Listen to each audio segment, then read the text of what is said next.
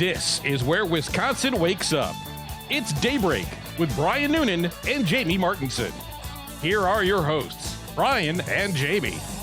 Thank you so much for joining us this morning on the Civic Media Network. It's 6:06 right now, a gorgeous start to your day. My name is Jamie Martinson.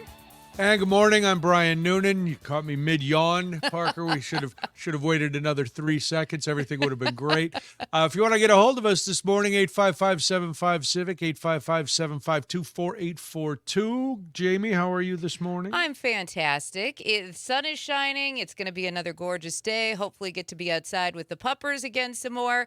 We do a lot of hiking this time of year. Yes. This is how we spend our days, with her head buried in grasses and tree stumps and all sorts of things, weeds. Of course, she carries all that home. It's fine. Sure, yeah. But with Got to check her for ticks and pull the burrs off That's right. her. This is how we spend our days now, outside, enjoying the weather. She doesn't care if I'm sweating. She's perfectly fine. She's got her bottle of water. She's ready to roll. So that's how you usually find us if you're at our house on any given day this time of year. How about you? Anything exciting happening in your world?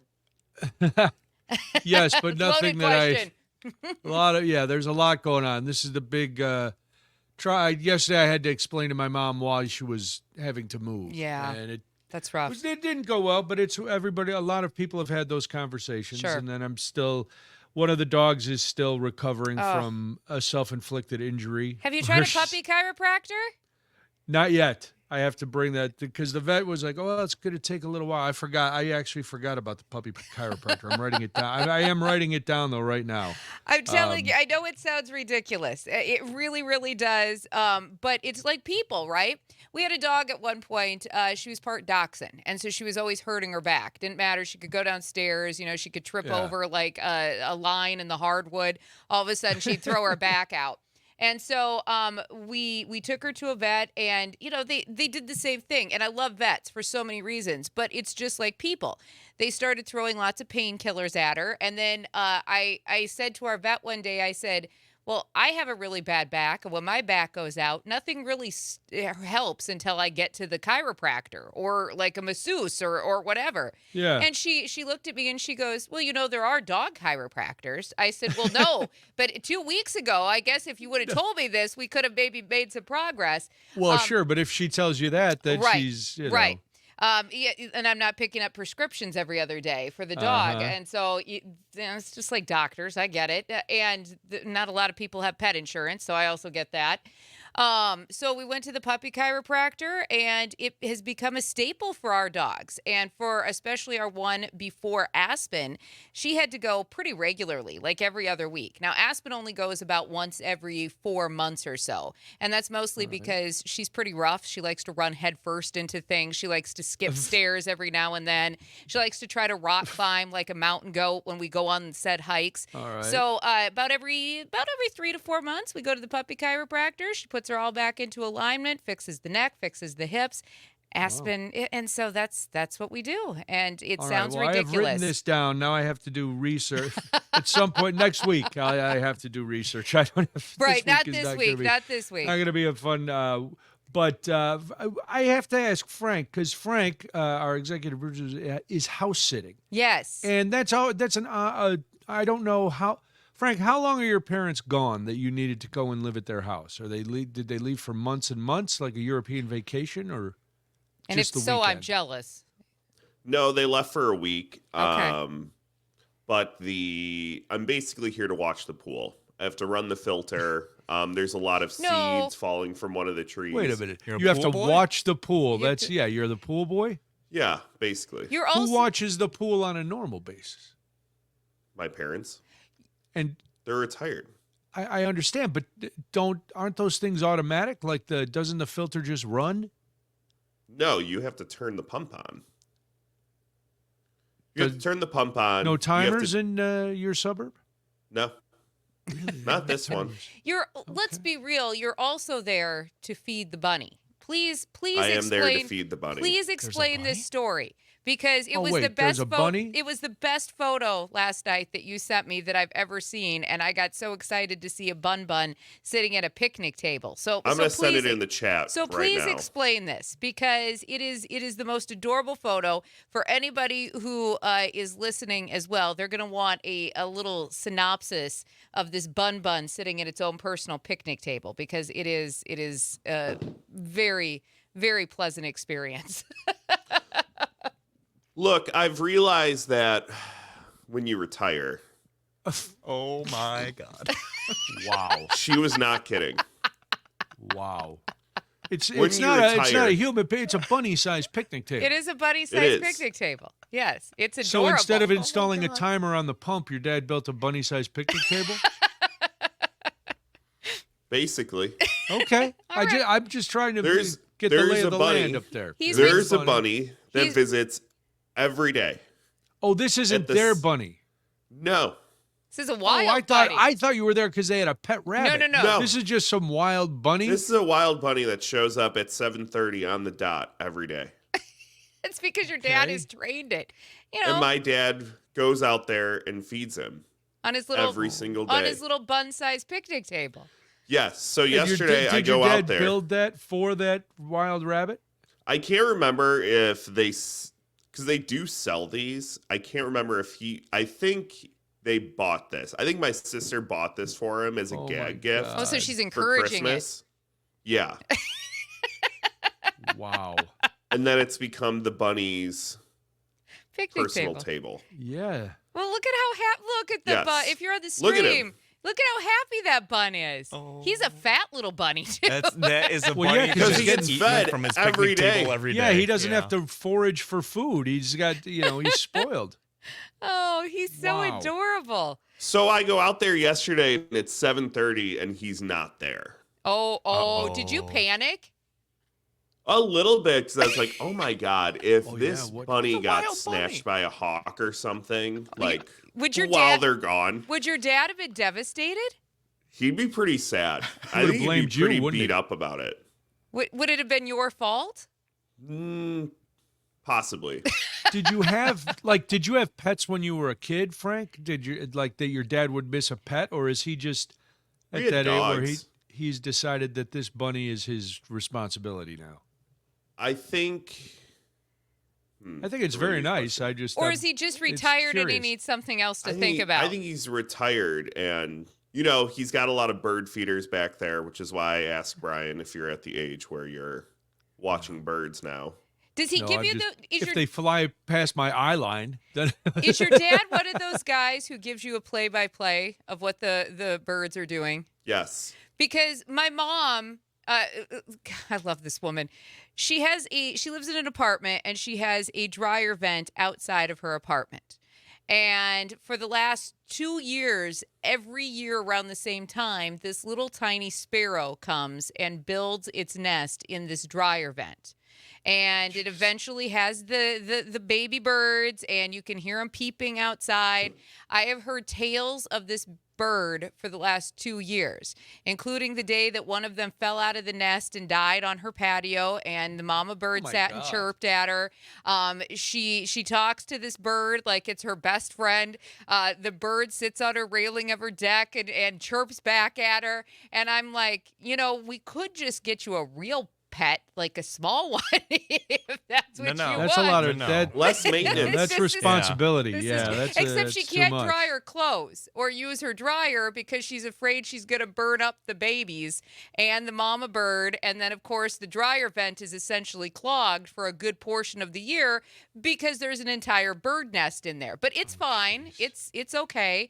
But she really does truly love her little mama bird who comes back each and every year. So I kind of get the bunny thing. We haven't gone as far as getting like a bird feeder or anything yet because I don't think she can actually have one on her apartment patio.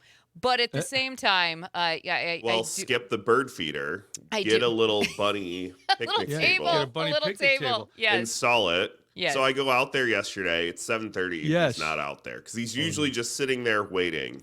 Really? Oh, Yes, like day he's one. so well trained. Day one, we were sitting outside, and I looked over, and he's just sitting by the table. And I texted my dad and I said, am I supposed to feed this guy? He's like, of course, he's waiting for his food. And I was like, oh my God, I'm watching Snow White's Cottage. Oh my, jeez. So then yesterday he wasn't there. And I was like, oh my God, that's What if crazy. a coyote has another table Right. just Right. 50 Who knows? yards away and it drags Yeah. the bunny over there? So I got a scoop of the corn or whatever he feeds it. I put it in there. And I turn around and the bunny's staring at me. Oh, Like that's- he was somewhere he waiting. was hiding and Yeah, waiting he for wanted you. to see. But you weren't the same person, so he probably was a little off-put. I mean, let's Right. be realistic. Yeah, maybe he's just going to wait till your dad comes back. Yeah. Like he'll come Just out for laying your in dad, but for you, Mhm. he's going to hide until he sees the food. I mean, that would make Yeah. total sense. Cindy, Yeah, I wouldn't come out if I saw Frank sitting in the yard waiting for me. Cindy from I don't blame him. Appleton texts in, and Frank says that your dad is a sweetheart. So He's something.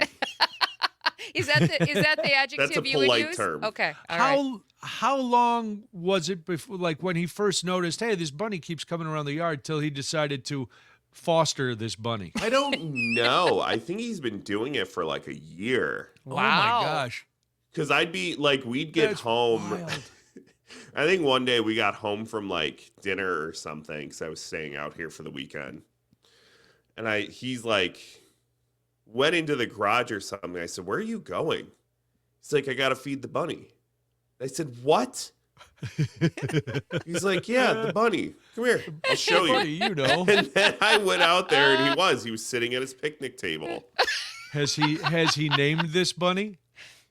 Yeah, the bunny. The Oh, bunny. the bunny. The That's bunny. it? T It's the bunny. bunny. T bunny. Yes. Oh, Buddy. okay. Yeah. What's up, the bunny?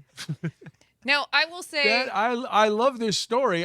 There's so many. We'll have to get your dad on someday. Yeah. I don't think we should. I need. I at don't need least- that man on these airwaves. I need at least one segment to find out what's going on. Maybe a glimpse into my future. Going to be out there feeding your bunnies, getting bunny No, picnic I'm not. tables. I barely can feed myself and the dog. Ryan, I'm gonna get you a little bunny picnic table. All right. I don't know if of all the animals that I've seen wander through this yard, I haven't seen a bunny. Oh, look but that at picture is hilarious. Look at him. He's so happy. He's like the happiest little bud I've ever seen. It's, Well, all right. We need at 7 when we come back after the 7:30 break. You need to tell us if the bunny is there. No, 7:30 p.m. Oh, 7:30 p.m. Oh, he's a Oh, late he's a night diner. oh, he eats He is at a night. late diner. Oh, okay. Well, yes. Look, okay. I mean, that bunny looks like he can barely hop. I mean, he has been fed. Why are you very body well. shaming that bunny? Oh my God. Jamie's taking out years of frustration on this poor I'm bunny. just thinking Listen, that the- fatty, what do you? It's a well-fed rabbit. It is It a is a very well-fed well-fed rabbit. I'm rabbit. just thinking that he probably only needs one meal a day because he has eaten very, very well in He's the well taken evenings. care of. Yes, Yeah, he but is. it's making him slower against animals that might prey on him. He like rolls out of your dad's yard on his belly with his big bloated gut, and he's like, "Oh, I'm so." And a coyote's like, "What's up, Slowpokey? Hey, buddy. How you doing?" He is awfully adorable, though. Very nice. Well, it is Pride Month. We'll talk about how Wisconsin ranks for LGBTQ plus communities after this. This is Daybreak, and it is the Civic Media Network.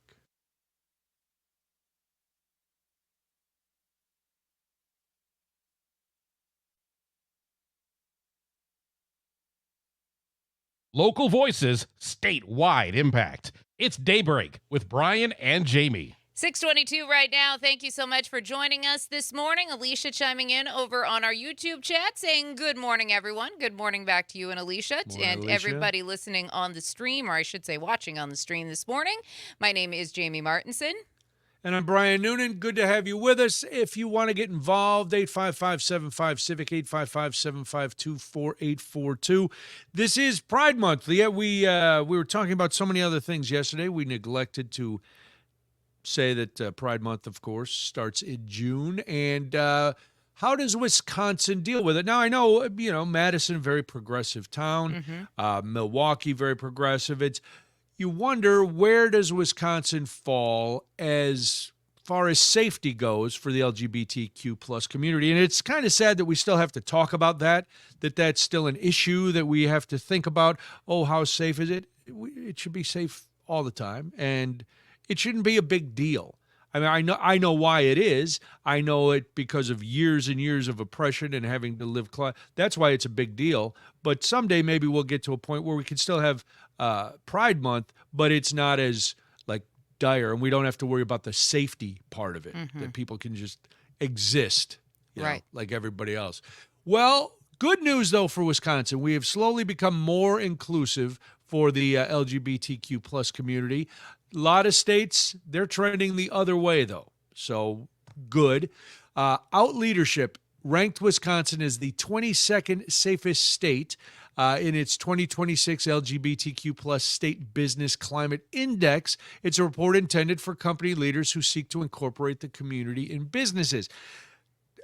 22nd's good, right? But that's still middle of the pack. I was going to say, it's not as not great. bad as other states, obviously, but no, it's not great. And I think what I will say is when Tony Evers became governor, I think Wisconsin was probably farther behind a lot of other states. And I think he's done a lot over the course of his 8 years in office to actually raise Wisconsin's ranking, we'll call it. But I mean, yeah, there's always room for improvement. And I mean, nearly 6% of Wisconsin residents identify as LGBTQ, at least according to a couple of years ago, and the UCLA's Williams Institute. But you know, there's always room for improvement. Even if you're the number one state on this list, I still think there's probably more that everybody can do to include the LGBTQ community and make sure that there are precautions and safety across the board. How do you feel about these companies that make it seem like Pride Month is just a money grab, a PR stunt? I understand why, but and not being a member of the community, it probably is different for you. I'm wondering if it rings hollow, because I do see a lot of posts on social media about people saying, well, you know, May 31st, the company is this, and August 1st. But that's what we do in this country, right? That's what we do in this country. We take a month, or we take a day, or we take a part of history, or we take somebody's, life or livelihood or whatever it might be, and we turn it into something that we can profit off of, because we like to do that in this country for numerous things. Well, you got to profit. You got to profit, Jamie. Right? What are you going to do if you're not making profit? You're just sitting around. And the LGBTQ plus community is no different. So companies have grabbed onto that. They use that as a way to sell merchandise, to make themselves look better. I mean, it's unfortunate that we do that, because these people any group is just trying to live their life, right? They're trying to raise their families, have jobs, and, you know, there's other companies and other people that want to profit. Just like every other person, they used to have money to spend. Now does anybody have extra money to spend? No. I don't care if you're in the LGBTQ plus community or who you are. Hey, you're not going to have money. On a higher note, I saw gas this morning for $3.89 at numerous gas stations on my way in. So just for anybody. Thanks, Trump. I was Look going to at say, you. anybody in the Touting Madison area. Well, that's all right. I'm sure the war is going to end, even though negotiations bore him. That was the newest quote coming out of the White House. I get it. All it's these hard. top-level negotiations bore him. It's hard to pay attention. Yeah, and it's hard to have a peace agreement when you keep blowing each other up. I mean, both sides are doing it, but anyway. But we digress. Where did Wisconsin score the lowest? Well, in legal and non-discrimination protections. It's one of the two categories in which the report says the state declined. They said Wisconsin, the Out Leadership study said Wisconsin lacks some legal protections, including anti-bullying laws for LGBTQ plus youth. The report also noted Wisconsin has legal punishments for hate crimes against people based on sexual orientation, but not gender identity. So I mean, it's a big difference. Right. I don't know why we would have one and not the other, but We'll see. They also docked Wisconsin some points for the attempts by Wisconsin lawmakers to pass several bills targeting gender identity in public schools and sports. Most were vetoed by Governor Evers. The Wisconsin Interscholastic Athletic Association, however, did uphold a ban on transgender athletes playing in high school girls' sports. And Wisconsin also declined in health access and safety. The state only fell by a single point, thankfully, largely from major state pediatric hospitals pausing gender-affirming care. I mean, that's been a big battle in this state, right? It With has. the gender-affirming care, you've seen many of the hospital systems come under fire from LGBTQ. There we go. There's a lot. There's a lot of letters, and it's early. I don't mean this offensive. I hope it's not. I don't mean. No. It was easier to just say the gay community. Sure. And I know I understand all the different groups. I just, for our purposes of having to say those, the acronym a million times, it's just easier. But I understand, and please don't. This was not, Yes. And my tongue and my brain sometimes don't work together. So it takes me a minute, especially when it's this early in the morning. And I always forget the plus. I'm not going to lie. I do. I don't know why. And some places add it and some don't. So, and I never want to be the person who assumes, and I never want to forget anybody in the categories. So, right. Well, happy Pride Month. Yes. We're not trying to profit off of you. No.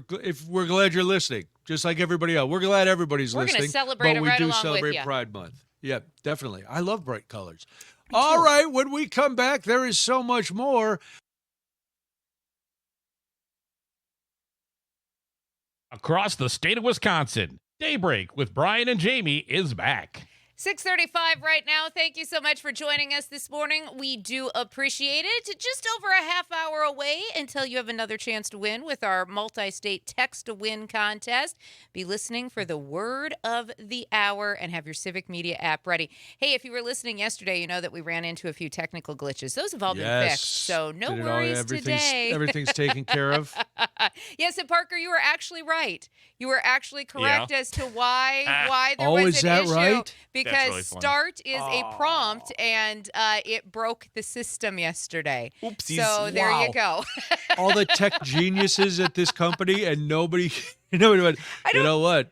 Delete is also not going to be a word. Stop is probably not one either, but no, it was all fixed. It's all good, and that's hilarious. just one of those things nobody thought of, right? Like you just don't think about it. You're just making lists. Would and never have thought of that until it actually happened. Exactly, Yeah, exactly. But it's all good today. We are good. The All right. contest resumed with no hitches the rest of yesterday. So thank you to everybody. So fatal error is not our word at It is 7. not. Okay. Backslash colon, not going to be. Not going to be. Backslash and colon. All right. Well, good. As long as we've learned our lesson, that's what That's we right. have to do. That's right. And this is now we want your opinion on this. Do you think, like Congress does, that the control of the Congress is going to run through Iowa? Yeah. 855-75-CIVIC, 855-752-4842. So they're saying, both Republicans and Democrats, that Iowa is going to be one of the key states. But before we get into that, Miss Jamie wants to give a history lesson. Well, Because it's interesting because Wisconsin and Iowa have some similar demographics and some similar history as far as the politics, right? Both states were built on really strong traditions of farmer-led and working-class populism, with movements that pushed back against the corporations and advocated for everyday people, essentially the middle class.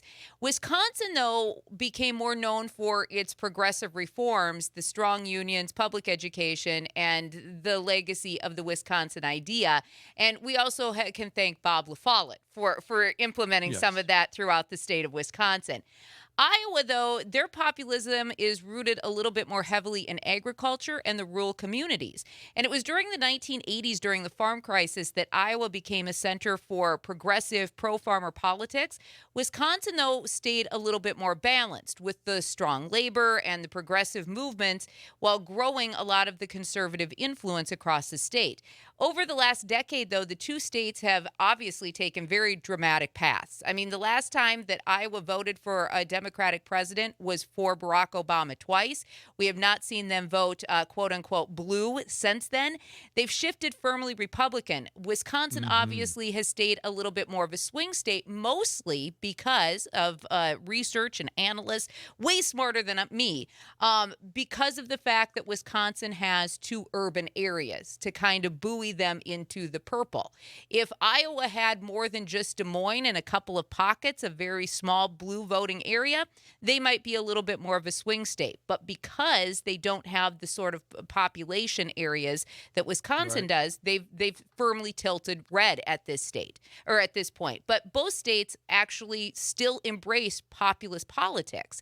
It just looks a little bit differently from state to state based on, the population of rural versus more urban. And it is actually fascinating that for a very long time, if you look at how Wisconsin voted, Iowa usually followed suit. It hasn't been until within the last probably 10 to 20 years when you've seen Iowa take this sharp right turn, essentially, into politics. Yeah, and it'd be interesting to find out what the trigger was. Where that turning point comes, because if you look, Grassley's been in office for forever, so it wasn't him.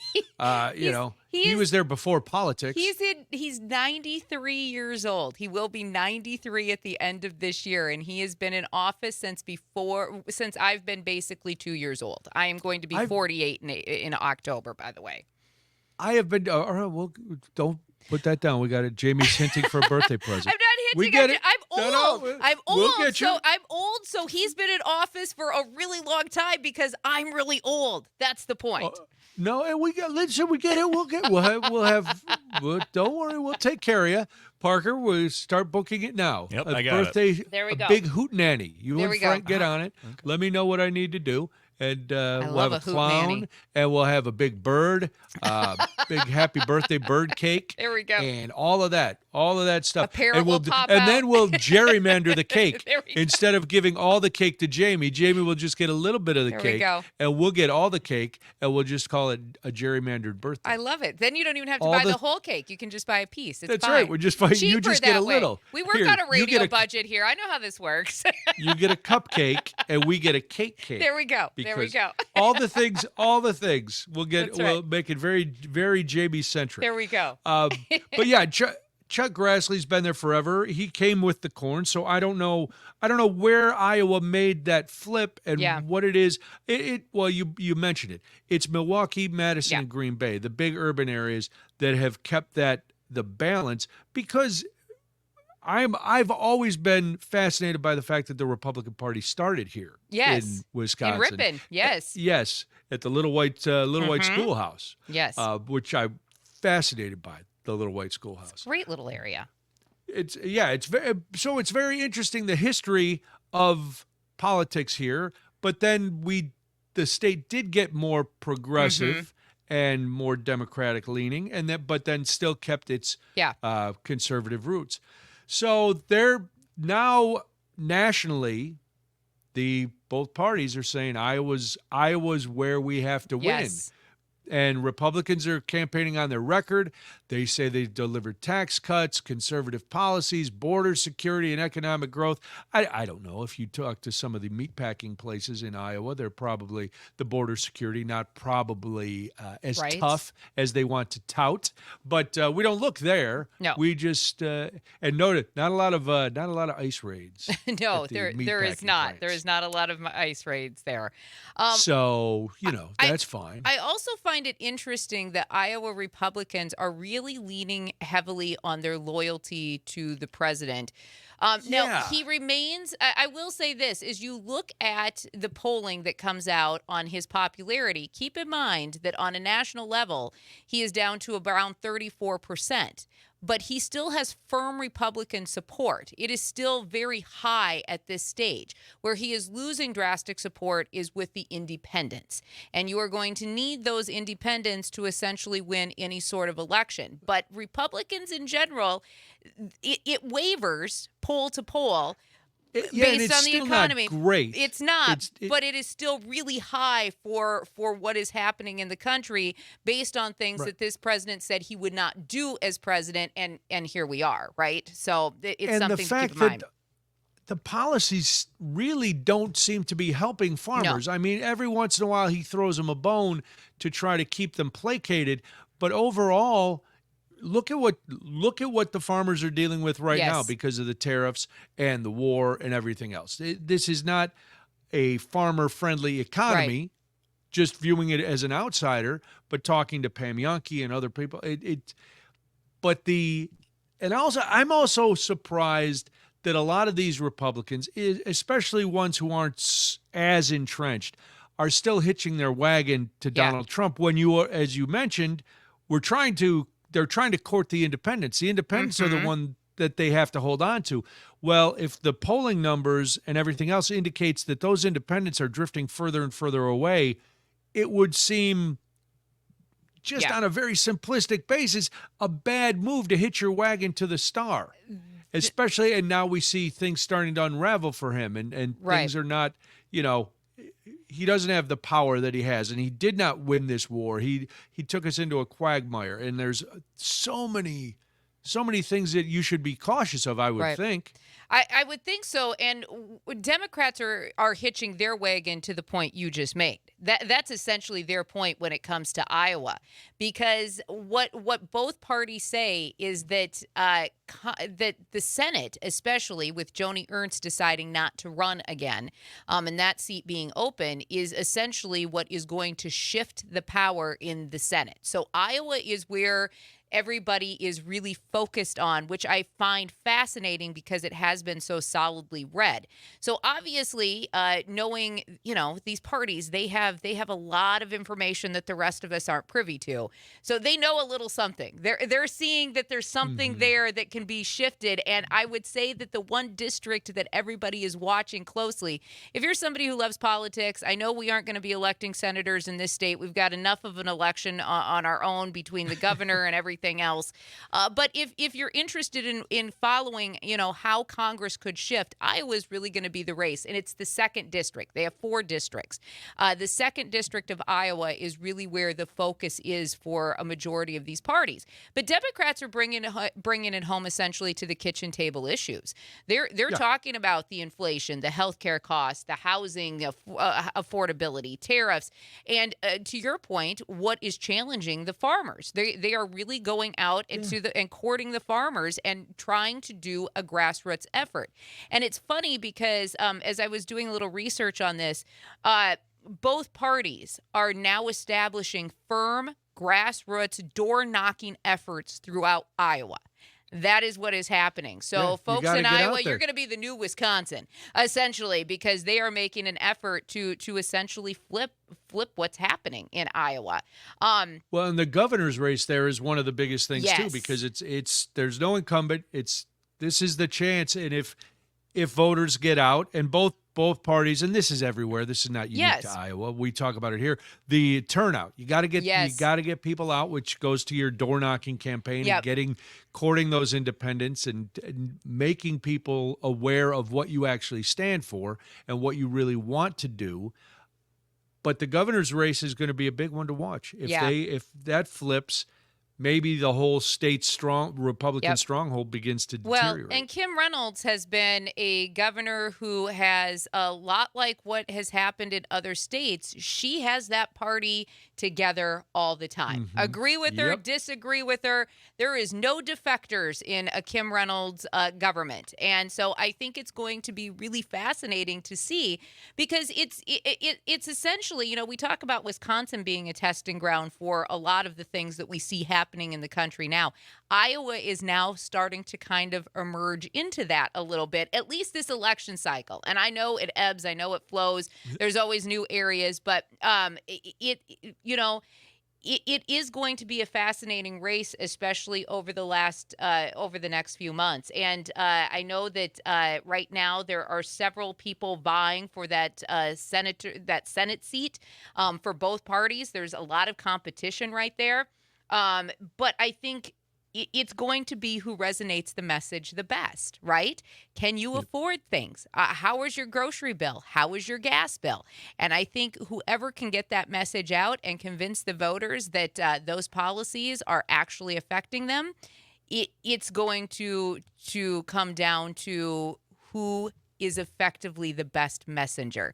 And it reminds me a little bit of 2018 here in Wisconsin, right? Yeah, when Scott Walker was running and you had Tony Evers kind of swoop in, people were ready for a change.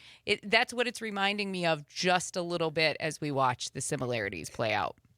And it's going to be interesting to me to watch if the allegiance and the backing of Trump stays as strong as it is, or if people start to, if things continue to go badly, they go, you know what, maybe it's time to pull back. Well, Jamie, I know a lot of people have been emailing in. Brian, you and Jamie never talk about polar bears mating. Why is that? Well, we'll fix it after That's right. this. It's Daybreak on the Civic Media Network.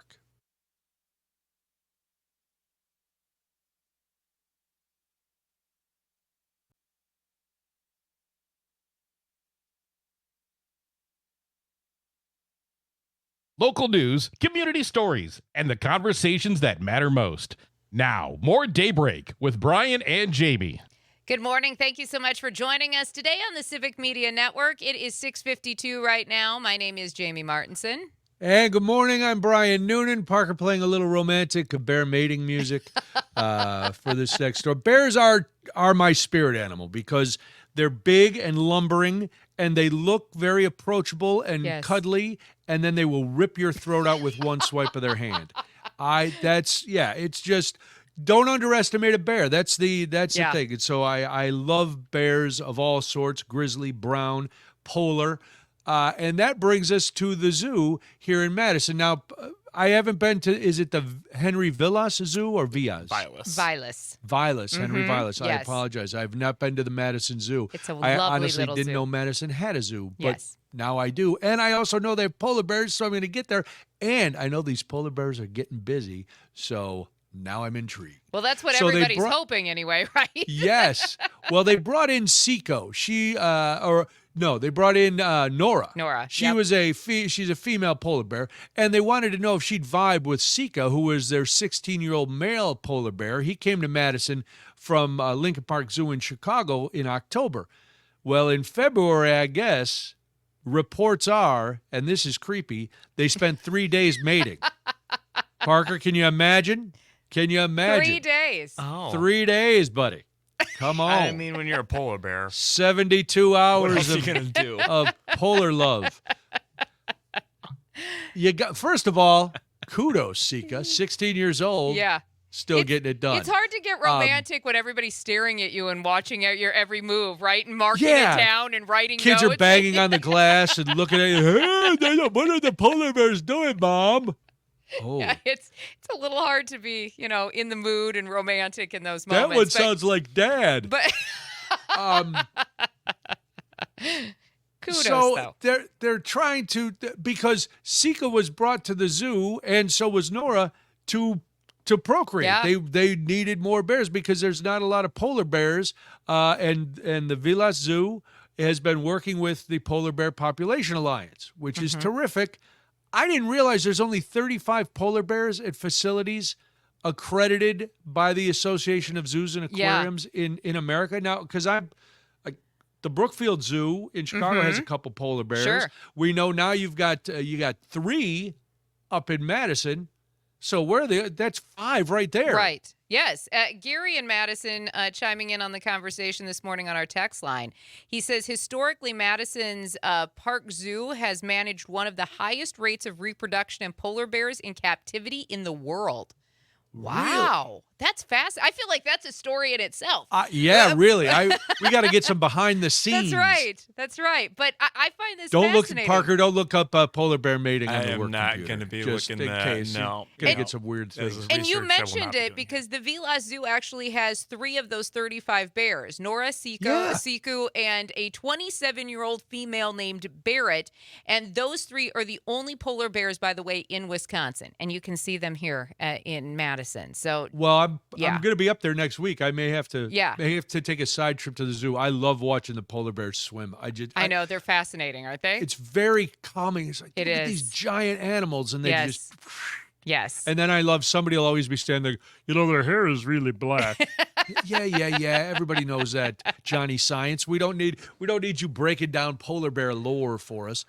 So, yeah, polar bears are facing a threat. There's the ice caps are melting. Yep. We've all seen these pictures of polar bears like sitting there and everything's melting around Yeah.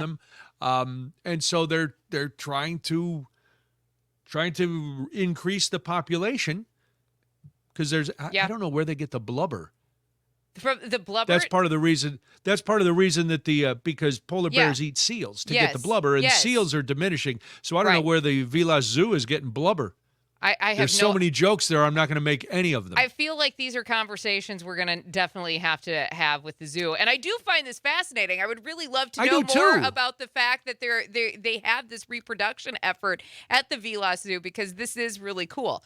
But one of the things that's the best about this is now we're tracking Nora's every move, Brian, because now Yes. after mating for 3 days straight, 3 days. now we're trying to determine whether or not Nora may be pregnant. And they aren't going to know the answer for that question, until December, around the time What? when she would give birth. So What a nobody ripoff. has any idea if this polar bear is walking around pregnant or not. Now, polar bears, we're going to get a little sciencey here, Yeah. thanks to the story, but polar bears experience delayed implantation, meaning their pregnancy is relatively short at less than 2 months. And by the time Nora actually gives birth, she would weigh close to 800 pounds. Now, by the time Wow. I gave birth, I felt like I weighed close to 800 pounds. I was going to say, at first, I'm sure every woman went, "Oh, only 2 months. That's great." That's And then amazing. I have to weigh 800 pounds. I'll put up with the extra 7 months. Right. And that'll work all out. of the mama bear fat makes it nearly impossible to use any sort of ultrasound to detect whether Oh or my not there gosh. is a fetus. And so a newborn cub, just in case you're wondering, would weigh about 1.5 pounds. So the About baby it- weight's not going to make a big difference for Nora. No, it's not going to make Okay. any. That is crazy.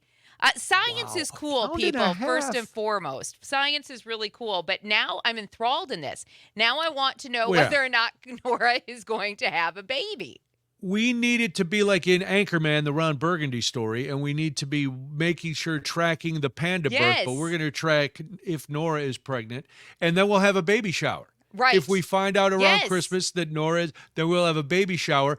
We'll send Parker out to slaughter some seals and bring How did- Parker, your job is to carry out You our can wishes. find some seal Okay, blubber. Brian. Find some. You can find get seal meat. blubber. It'll be fine. Yeah. How hard is it? Go Not up, that talk many to some places you have to Inuits. look. And They'll it's- give you can barter for And it. it's Wisconsin in December. The seals just Yeah, want to They're come here. everywhere. Yeah. It's a great there's a tourist lot of blubber. destination for seals. A lot of blubber around here, so you could go and find some easily. All right, when we come back, it's the first word Yes. of our Accelerate Your Summer text to win. So be listening for that and all the stuff you need to know. It's coming up after the news. This is Daybreak on the Civic Media Network.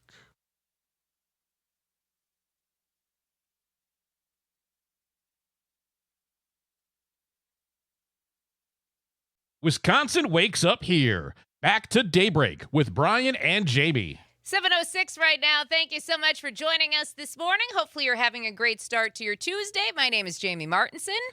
And good morning, I'm Brian Noonan. Jamie, it is time. It is time. Day 2 of our Accelerate Your Summer Text to Win multi-state contest. Your daily chance to win $100 and a Wisconsin Dells prize package. Plus, every entry puts you into the grand prize drawing. That's $250 in gas and $250 in groceries. That is a great prize. Jamie, everybody's on the edge of their seat. They are. They're ready. They got What their is app ready. the first word of the day? The word this hour is free. Free. Free is the word you need to text us using your Civic Media app. Again, if you don't have it already, you can go to your Google Store, your Apple Store, download it for free. You're going to have multiple chances to win and even multiple chances to win throughout this hour and to qualify, because this word is good until 8 o'clock this morning. Again, the word you need to text us using your app, free. Free. FREE. That is the word you need in order to qualify for cash and prizes. And who couldn't use a little extra cash and a few prizes right now, right? Everybody, yes. So Love get it. that in. You Look have at- until look at 8 the o'clock. text coming in. Love it. I love it too. We will we'll keep reminding Yes. you until 8 o'clock, but free, as Jamie said, free, FREE. So there you go. You know that, but what other do you need to know?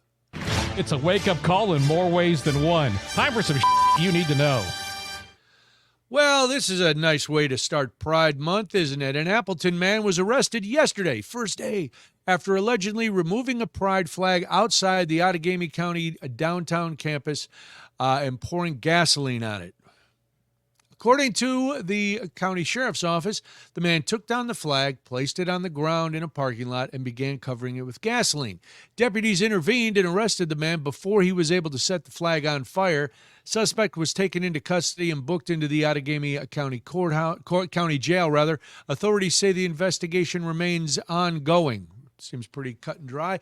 But county officials quickly replaced the flag and emphasized that the incident does not reflect the values of the community. Outagamie County leaders said they remain committed to supporting the LGBTQ plus community and promoting inclusion, respect, and belonging for all residents. I mentioned this at the beginning of the show when we were talking about Pride Month. I can't understand why there are still such closed-minded people out there who feel the need to do this. There's no justification. Well, the Bible. No. That's not it. Because Jesus said, "Love everybody." So let's cut out the Bible stuff and just realize that there's some narrow-minded, really, pardon me, really ignorant people out there.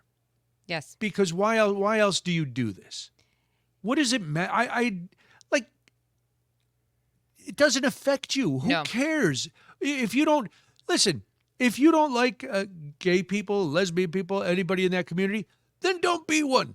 Don't. But they're not bothering you. No. Just by existing, they're not bothering you. In fact, like everybody else, they're just trying to live the same life Yes. you are, right? Right.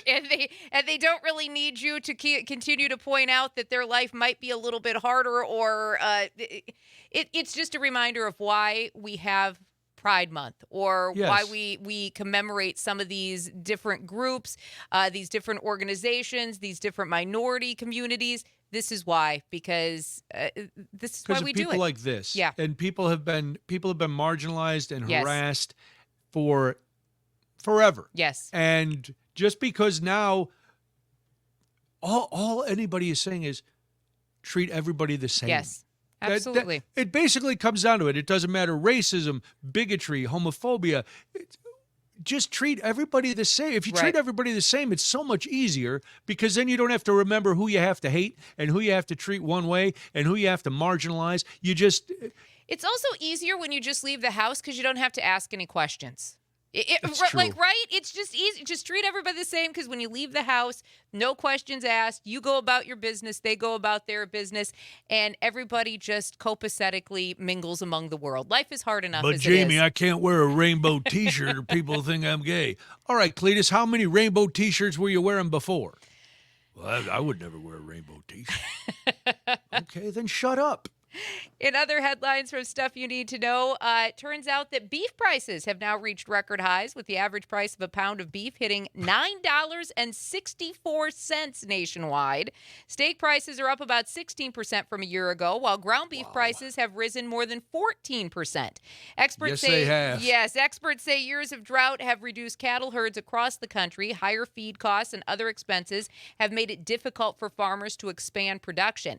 Despite these higher prices, demand for beef remains strong. In fact, Americans continue to buy large amounts of beef, and demand is at its highest level in at least 25 years. Wisconsin has nearly 13,000 farms involved in beef production, but most are small operations with fewer than 20 cattle. An aging farm population is also creating challenges. Many producers are nearing retirement age, and the high cost of buying cattle makes it difficult for younger farmers to enter the industry. Experts expect beef prices to remain elevated for at least the next couple of years, because ranchers are rebuilding the herds, which takes time before more cattle actually reach the market. I blame all those gym rats who need protein. Protein. Oh, we got to eat protein. First a lot of thing that protein. goes through my mind too. Yeah. Parker eats like a pound of beef just during the show. That's not that far from true. I know. You're all about protein and fruit snacks. That's right. It's true. That's what the young people run on. Diet of champions. That's right. More as you need to know. Destination Door County awards $318,000 in grants to 5 projects to advance accessibility, history, and culture in Door County. Those groups are receiving a total of $318,852 in the latest round of Community Investment Fund grants from Destination Door County, the Peninsula's Visitor Marketing Bureau. The 5 new awards mean the program has contributed more than $3.7 million to 71 projects across Door County since it began these quarterly grants in May of 2023. Awards in this cycle, which is the 13th, went to a school district, a local government, 2 nonprofits, friends groups, and 1 nonprofit art organization. To be eligible for the awards, projects need to meet specific requirements because the funds for the program come from room tax collections that overnight visitors to the county pay at Destination Door County receives as part of its agreement with the Door County Tourism Zone Commission. Winning the grants this cycle are Southern Door School District, Gibraltar Historical Association, Friends of Plum and Pilot Islands, Town of Egg Harbor, and Friends of the Door County Park System. So congratulations to those groups on their big grants. Hopefully they use them well. That's I'm awesome. sure they will. Yeah, absolutely. Door County. It's every time I hear a story about Door County, it just makes me think of the fact that I need to get back up there. It is a truly special, beautiful place. You know, there's a lot of, we could go broadcast from the Goats on the Roof joint. We could, absolutely. Get you some goats on the roof. That's right. They have some good lingonberry jam over at the Goats on the Roof place, by the way. Goats on the Roof. I can't remember the name. I just, and nobody needs the name. Everybody knows exactly what I'm talking about. It's like the Al Johnson or something like that. I can't remember. I'll have to look it up. But anyway, I was just there last fall, but there were no goats on the roof. There were fake goats on the roof, which was very disappointing for me. The real goats were on strike. They were. Interesting so. fact. They cut back on their hay and their feed because it was all going to Frank's Rabbit. I was so excited that there were just fake goats on a roof. Al Johnson's Swedish there restaurant. We go. There we go. Yeah. That's right. Thank you, lingonberry. Parker. Get your lingonberry jam, folks. There's another place too. Yes. There's one that's like a silo and there's a ramp that goes around. Yes, I saw recently. Ooh. Yeah. I've heard of that one. I haven't obviously ever I'll been. figure out what that is. Okay, too. figure that one out because we do have a bigger story that we got to get into this morning. Bigger than pie? Our story is not as good, but all right. I would rather talk about pie, quite honestly, because this is you're right. These are big. This is pretty gross.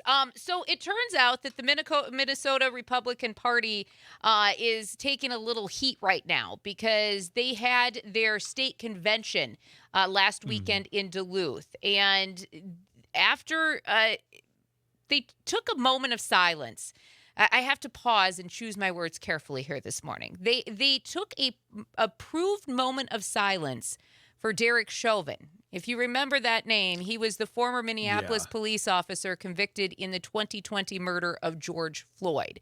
Now, this tribute, Brian, took place during the party's convention, and there are reports that a delegate proposed this moment of silence from the convention floor, and it was approved by attendees through an informal vote. And leaders at the convention, and we're talking about the state Republican leaders, then conducted a brief 10-second moment of silence for Derek Chauvin. Wow. Yeah. Wow. Now, a spokesman for the Minnesota GOP said that in an email that, quote, the moment of silent prayer was a spontaneous motion brought forward from the convention floor and was not held at the direction of party leadership, including the Rep. Danny Nadeau, who the Reformer newspaper reports had earlier asked the delegate not to bring the motion forward. So it doesn't matter whether it was there or not. The fact that there are some people who would have the audacity to do this, to look at a man who's been convicted of murder, who we all watched him kill George Floyd. Now, if you want to argue about what happened afterward, or if you have strong feelings on that, that's your right. But to look at this and somehow treat a murderer as someone who is due the respect of your political party, and then wonder, gee, how come people don't respect the Republican Party anymore? I don't know. Maybe this. Chauvin is currently serving more than 22 years in prison. He was convicted by a jury of his peers on second-degree murder, third-degree murder, and manslaughter. That was all in state court. And Minnesota Attorney General Keith Ellison, as you can imagine, he led the prosecution of the Chauvin case. He has strongly condemned this tribute, as we'll call it. He says that honoring Chauvin was hurtful to Floyd's family. It's disrespectful to the law enforcement officers who serve honorably. And it also ignored that the verdict was reached by a jury and upheld through the appeals process, because Chauvin has appealed multiple times where that conviction has been upheld each and every time, and he has not been released from prison. Hey, dude, we saw you do it. Right. We all saw you. Yes. It's not one eyewitness, Idija. The world is the eyewitness to your crime. When did we start normalizing these things, though? When did we start normalizing that full murder in public view was okay? When did we okay because the this? murder became a political volleyball. It was, first it was there's outrage that somebody had been killed. Then it's victim blaming. George Floyd's record and George Floyd this. Then it was, look at what these protesters are doing. And so instead of looking at this as what it was, police misconduct and murder, it turned into, now it's going to be a political statement. Yeah. It should, the only political statement that should have come out of this is police reform. We must have police reform. Yes. But it turned into us versus them. It was, look at what the Democrats and the liberals are allowing to happen in our cities. They're cordoning off areas to protest, and yes, you know why? Because then the Black Lives Matter thing started. Why don't all lives matter? I don't know. If you make that argument, you deserve a crack in the back of the head. But that's when it all happened. That's when things just. Well, listen. We love to get you all worked up and then say, hey, Swiper Stay's coming up next on Daybreak here on the Civic Media Network.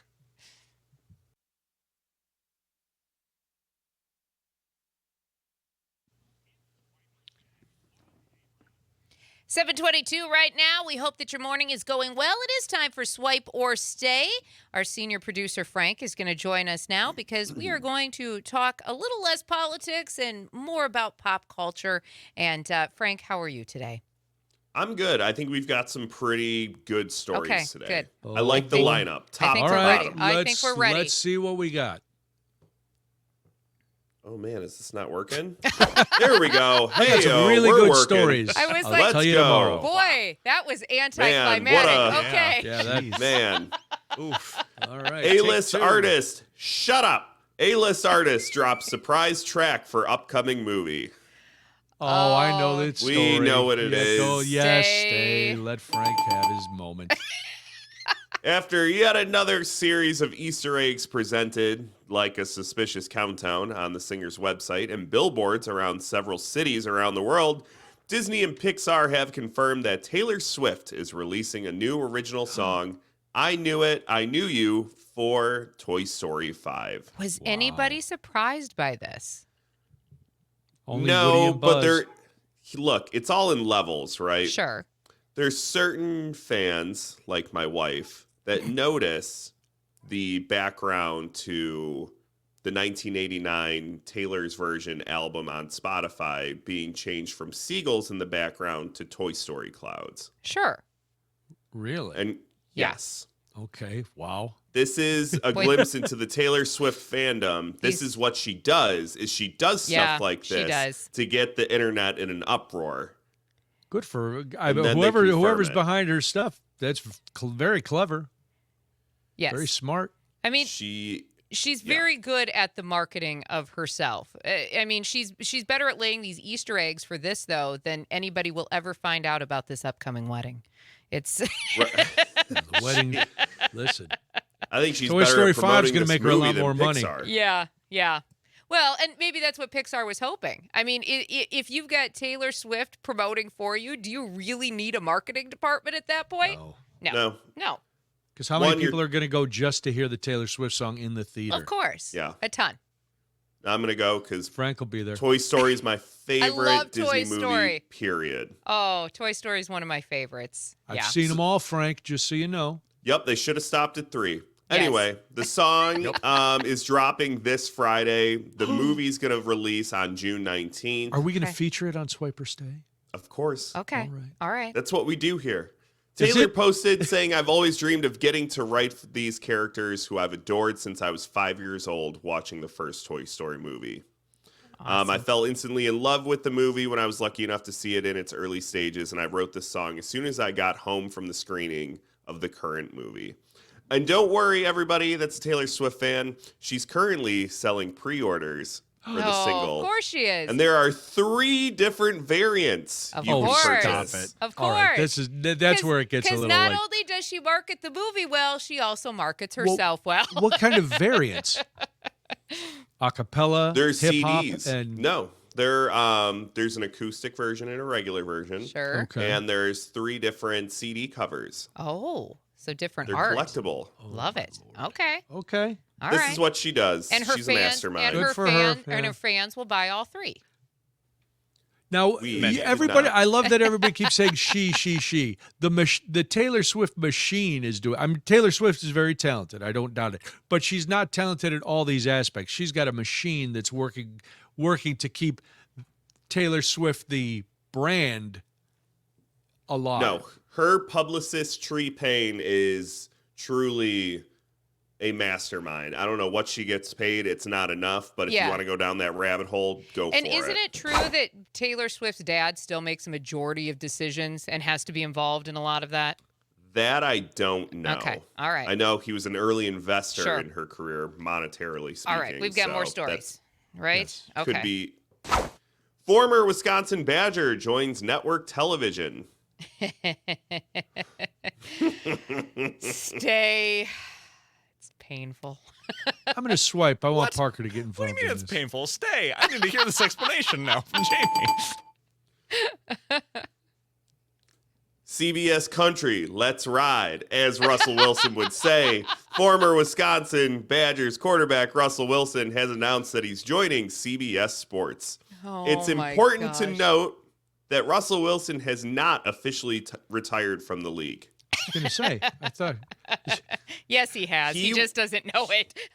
He was offered a backup role to Geno Smith with the New York Jets just a couple of weeks ago. Okay. Wow. Big time. Now he's going to replace Matt Ryan on the broadcast panel that includes James Brown, Nate Burleson, and Bill Cowher as Matt Ryan returns to the Atlanta Falcons as the team's president of football operations. Huh. Is he going to be as cringy on that as he has been on Yes. other things? Okay. Probably. You, All right. What a Yeah. rhetorical question that was. Yeah, probably. Is Russell Wilson a Hall of Famer? Oh, no. Oh, we don't have time for that. Parker's going to give me wrap-up signals. That's one of Parker's hot takes on the weekend. That's true. We'll 8 we'll a.m. come Saturday. back to that. Love Island USA contestant dropped for language. Oh, I've never seen a Love Island any country, but I'll stay. I like Scandal. We're almost out of time. Stay. This is a quick story. We'll wrap up here. Love Island USA booted season 8 contestant Vasana Montgomery after 2 videos circulated online of her allegedly using the N-word. Oh, no. no. Oh, and that's how you get kicked off a reality show. Wow. This Wow. comes right before the premiere of the show, which happens to be today. In the Peacock cast announcement teaser, she said, "I think I'm the full package. I own a business. I live alone. I have a dog. If you were to ask my friends what my type is, they'd show you the world map." Oh. But That only the didn't white age parts of well. the map. You know, That did not Scandinavia. age That's what I well. like. it did not age well, but I like a girl with some delusional confidence. I'm an entrepreneur, a dog mom, a racist. What? Huh? What was I'm that the last full one? Nothing. package. Let's do the show. Never mind. Never mind. Never mind. Anyway, that's Swiper Stay. Wow, thanks, Frank. Giving us a little reality ending. Now, here's some reality. How much has your health care gone up, and is it affecting your health? We'll talk to you about that after this on Daybreak on the Civic Media Network.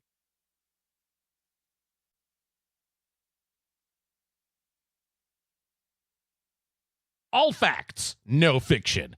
It's Daybreak with Brian and Jamie. 7:35 right now. Thank you so much for joining us this morning. If you're listening in Madison on WMDX, in Wausau on WXCO, or in La Crosse on WLCX, we appreciate you being here. Parker did a little research for us. We were Yes. talking about the goat farm that's got like the spiral staircase, a little bit like the L. Johnson Swedish restaurant in Door Door County. County. Thank you. And you said, Parker, the LeClaire Creamery. LeClaire Creamery. All right. It's also a cheese shop, a cafe, and a goat farm, and it's actually it's right on a lake between Milwaukee and Green Bay. So if you want to check it out, they do have like a spiral staircase for goats. That's what I'm seeing right here. So that's looks kind of cool. It looks We need to get a Daybreak RV. Yes. Somebody who's listening who has RVs. You can wrap it as Daybreak and your Sure. business, and then we'll just drive around the state doing shows. That's like right. We will. gypsies. We will. We'll just Wouldn't that show be up. Fun? That would be It would be so great. Much, that'd What are be you so guys much doing? fun. We don't tell anybody. We just show up. Where in the world And- is Daybreak? And we're not like the white van. You can actually come up to Oh, us. yeah. Yeah, it's not a scary. We're not serial We're not killers scary. or We're not scary. clown ice cream men No, who are going to do we're not untoward scary. things. We promise. We promise. In fact, we're so not scary that we're going to give you a chance to win right now with our Accelerate Your Summer Text to Win nice. multi-state contest. This is your chance to win $100 in cash or a Wisconsin Dells prize package. Oh. Plus, every time you entered, you are put into the grand prize drawing for $250 in gas and another $250 in groceries. And you have until 8 o'clock to get us this hour's word. Brian, what is that word? That word is free. FREE. Free. Like free money that you could win on our Accelerate Your Summer multi-state text to win contest. See? Free. FREE. You have until 8 o'clock to get that word in. More words throughout the day. So keep listening to the Civic Media Network and your favorite station on that network. That's right. Yes. And then you get to win. And use your app to text us right now because Yes. you have until 8 Oh o'clock my to enter. gosh.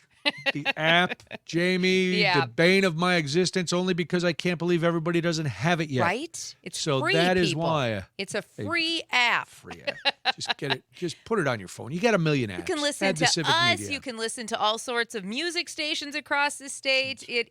And now you can enter to win some cash too. So it's good. Free We're again giving is back. that word. That's yes. what we do. That's what we do here. All right. Well, we're not giving back, unfortunately, is healthcare. We would love to be able to give out healthcare money for people, but because, the costs have gone up everywhere, we can't. Healthcare costs in Wisconsin are rising much faster than wages. You probably know this. What you might not know is that because coverage is harder to afford for many families, some people are not going to the doctor. So a new UW-Madison report found healthcare costs in the Midwest have increased about 140% since 2000. Wisconsin household incomes have only grown about 83%. I can't do math, but that is a lot of percents that are in the gap between wage earnings and growth and health insurance growth. And because of that, we've talked about this before, people are dropping their health care and not going to the doctor.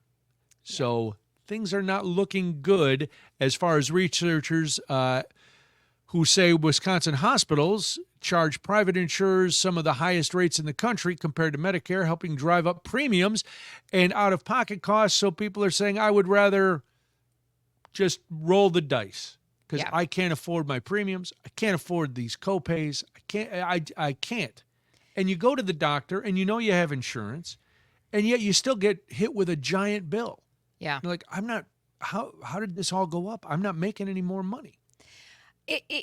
like we literally we talk about this a lot. We literally live in a world where we have to choose if we take care of our health or if we eat or have a house, right? I mean that's Yeah. essentially No, what we're it's- doing.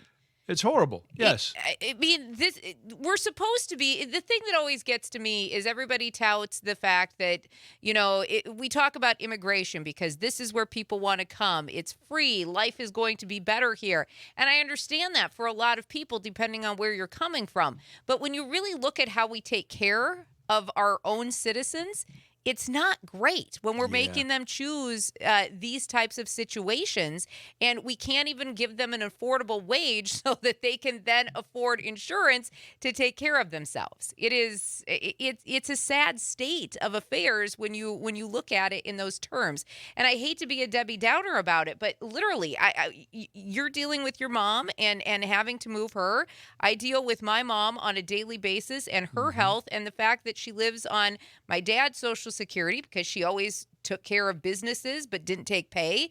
And so she lives on my dad's Social Security. She has to make her ends meet between rent, all of her medicines, her Medicare, which has gone up over the last few months, and the fact that, at some point she probably needs food in there too. And she has a pre-existing condition with congestive heart failure. So, I mean, these are the realities that we live in. We see that with not only people's health, we see it with our veterans, we see it with children and their need to eat, God forbid. So it's for the land of opportunity and the quote unquote greatest country in the world. We really don't live up to a lot of those monikers. No. We put profit before everything else. And I'm not anti-profit. I'm not No. anti-business. I think everybody, if you can make that money and if you can be a success, good for you.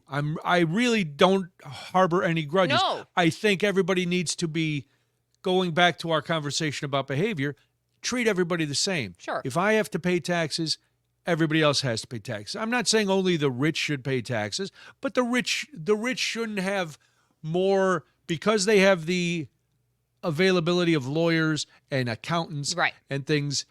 The system needs to be fixed so that everybody's out there because it's an embarrassment to the rest of the world. It should be that we have people who have to decide between eating and having a place to live. And these are people who are working. That's what we talk about this all. These are not, if you go, well, they should just pull themselves up by their bootstraps and get a job. They already are. Well, these are people who have jobs. And guess what? Then their spouse has a job too. Yeah. And they only have 2 kids, which is not exorbitant. No. And even if they had more kids, that's not the point. The point is they're working full time and they still can't afford to live. Right. I mean, everybody goes through tough times. And it's also our farming community. It's our self-employed. If you want to talk about pulling yourself up by your bootstraps, people who have went out and done that and started businesses and also can't afford health insurance and are having to make these same decisions because they also have to feed themselves. They might have to have an employee or two to help them at said store or business. I mean, it is a never-ending vicious circle that we go through in this country. And it's one of those things, too, as I was growing up, my family owned a construction company. And eventually my grandparents retired and my mom and my dad branched out on their own.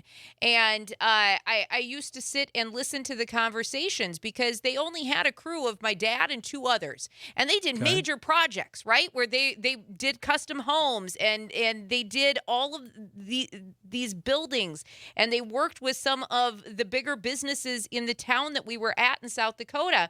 They had my dad and 2 guys, and the biggest concern that they had, and this was 25, 30 years ago, we have to be able to pay them an affordable wage, and how do we pay their health insurance? Why my parents, as the owners, would choose to go without so that those 2 guys would show up every day to go out onto that job and do that work with my dad. Because without them, he couldn't do the work. Right? And these are the decisions that, we're making. So it's not the people who are just, not working. That's not what it is. No, my parents worked really hard and they had to make those decisions long before this conversation.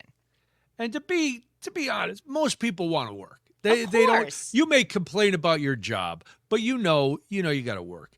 If you're self-employed, to your point before, trying to get insurance if you're self-employed, and God forbid you're self-employed and you have a pre-existing condition Right. through no fault of your own, that's impossible.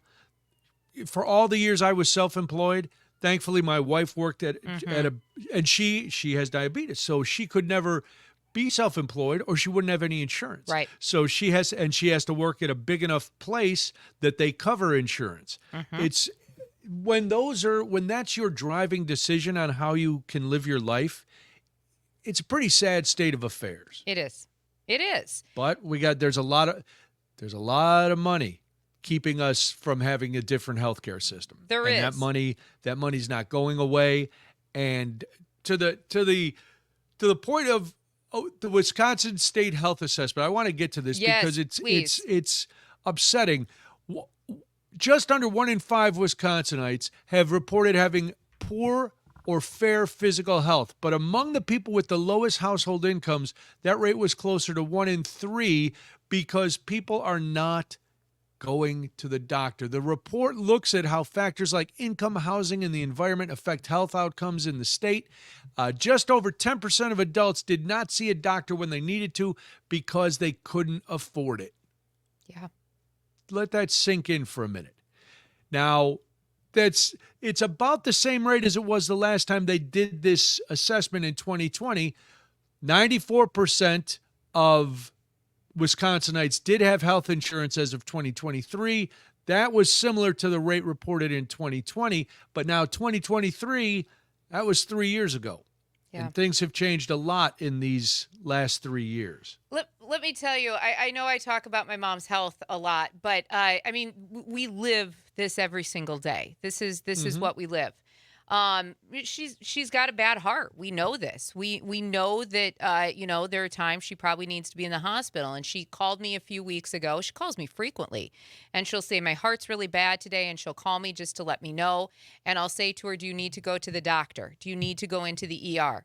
I'm not going to because I can't afford it. I can't do it. I have congestive heart failure, but I won't go into the emergency room, even though I know my heart is failing today because I literally can't afford it. I'm just going to sit down here in my chair and take some deep breaths and take a nap. That's what she will tell me. And I will call you later so that you know I'm okay. That's what she says to me.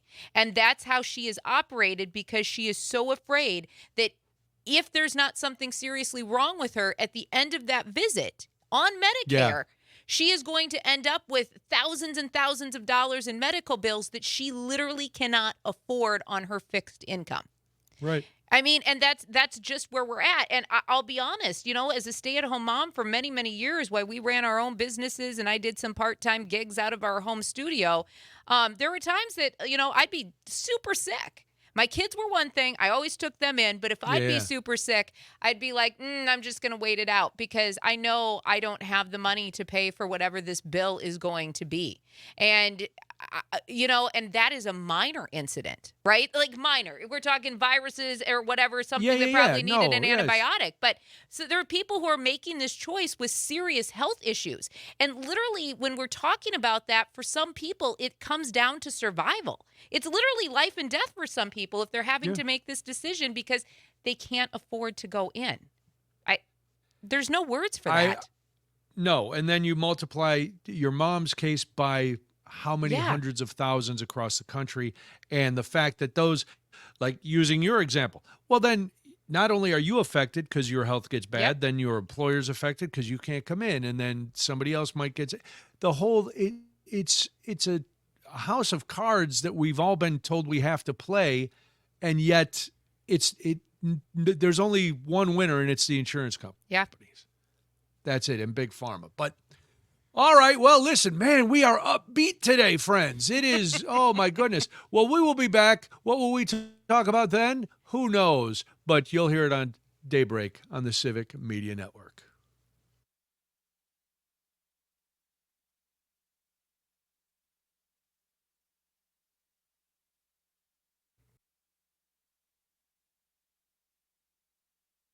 From Lake Superior to Lake Michigan, this is Wisconsin's Morning Conversation. Daybreak with Brian and Jamie.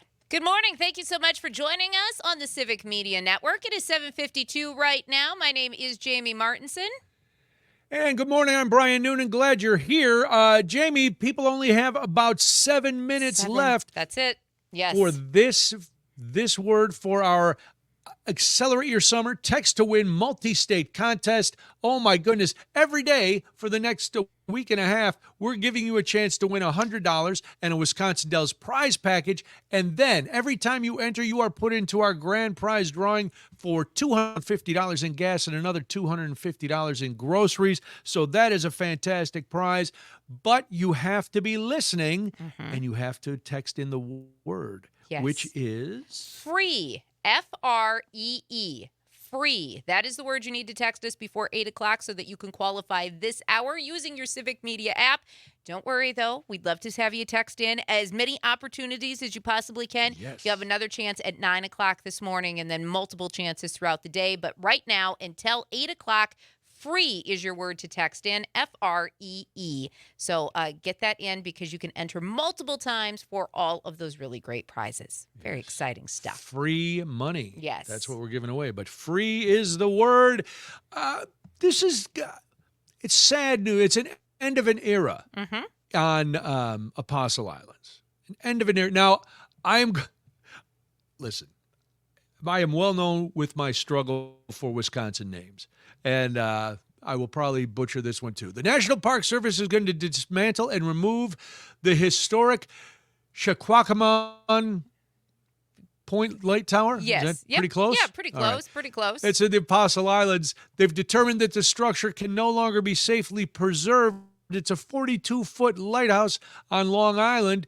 It's been battling shoreline erosion from Lake Superior for more than 100 years. That's a valiant fight. It is a Officials valiant say the erosion has now undermined the tower's foundation, creating a risk it could collapse into the lake, which I think would be more fun than watching it be destroyed. I'd rather have nature take it and reclaim it Right. in a battle of wills between man and sea. That's right. But this lighthouse has some historical significance because it was first illuminated back in 1897. Wow. And it helped, guide ships carrying iron ore and other cargo into the Ashland area during the height of the region's mining industry. And it featured, we're going to get really deep into the history Yeah, here. let's go. It featured a powerful Fresnel lens that could be Those are the seen best up to ones. 16 miles away and was equipped with a 1,200-pound fog bell that helped ships navigate during poor visibility.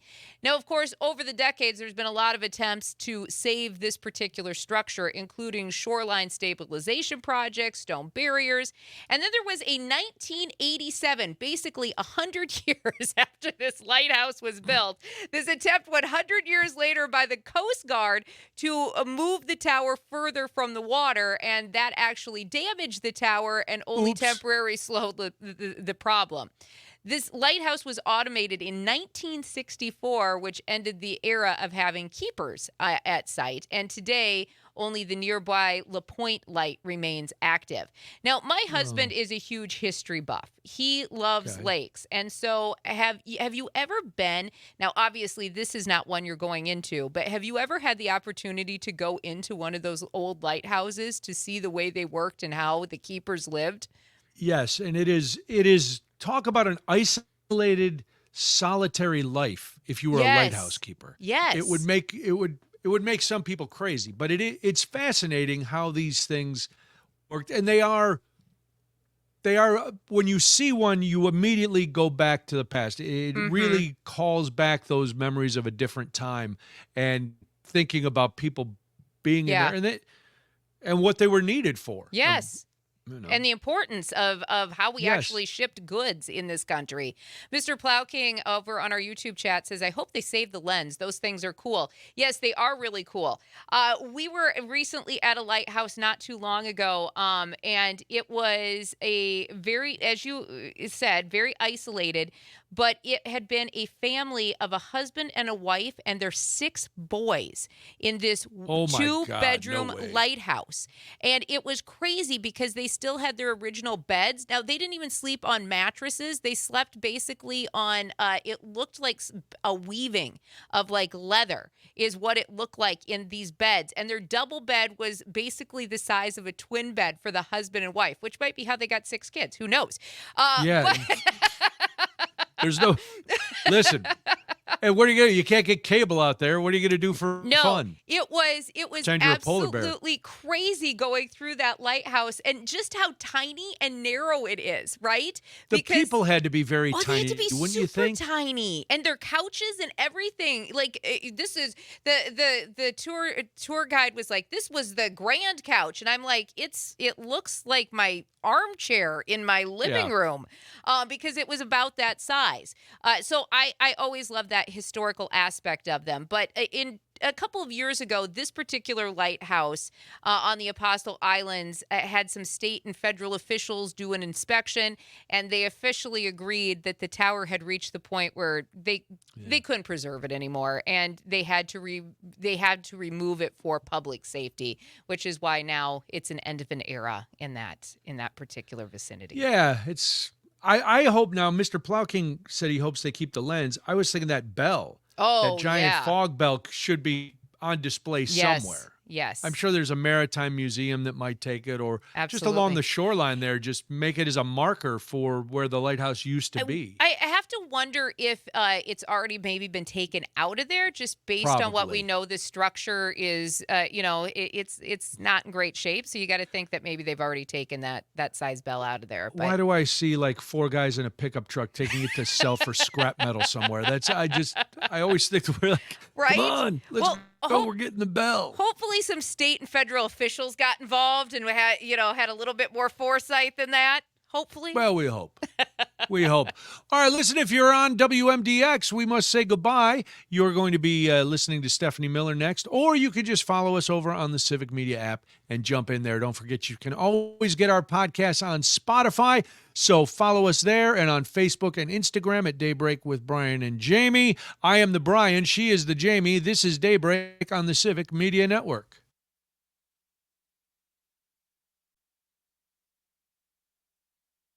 Want to join in on the conversation? Call or text 855-75-CIVIC.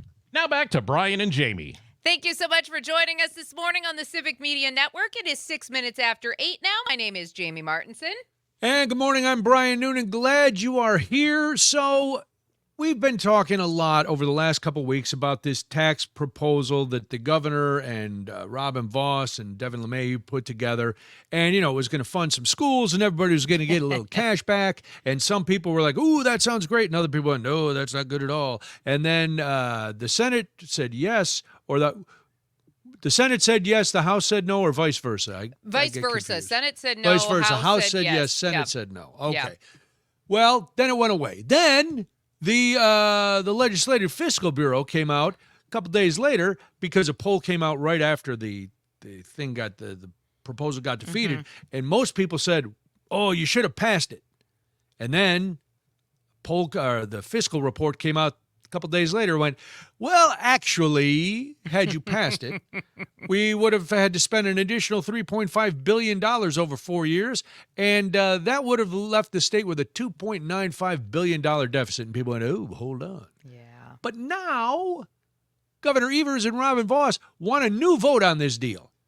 And the Senate is saying, yeah, we're not going to agree to this. Jamie, why must we make things so complicated here? I'm not sure why we're making anything complicated with this, because Senate Minority Leader Dianne Hesselbein has come out and said that her chamber refuses to come back into a session to take up this package that died in the Senate just a few weeks ago. Yeah, it hasn't been that long. All the Senate Democrats and 3 of the Senate Republicans voted against it. And she went on to say that, she actually came to this conclusion after she spoke with Senate Majority Leader Devin LeMay, who controls the chamber's schedule.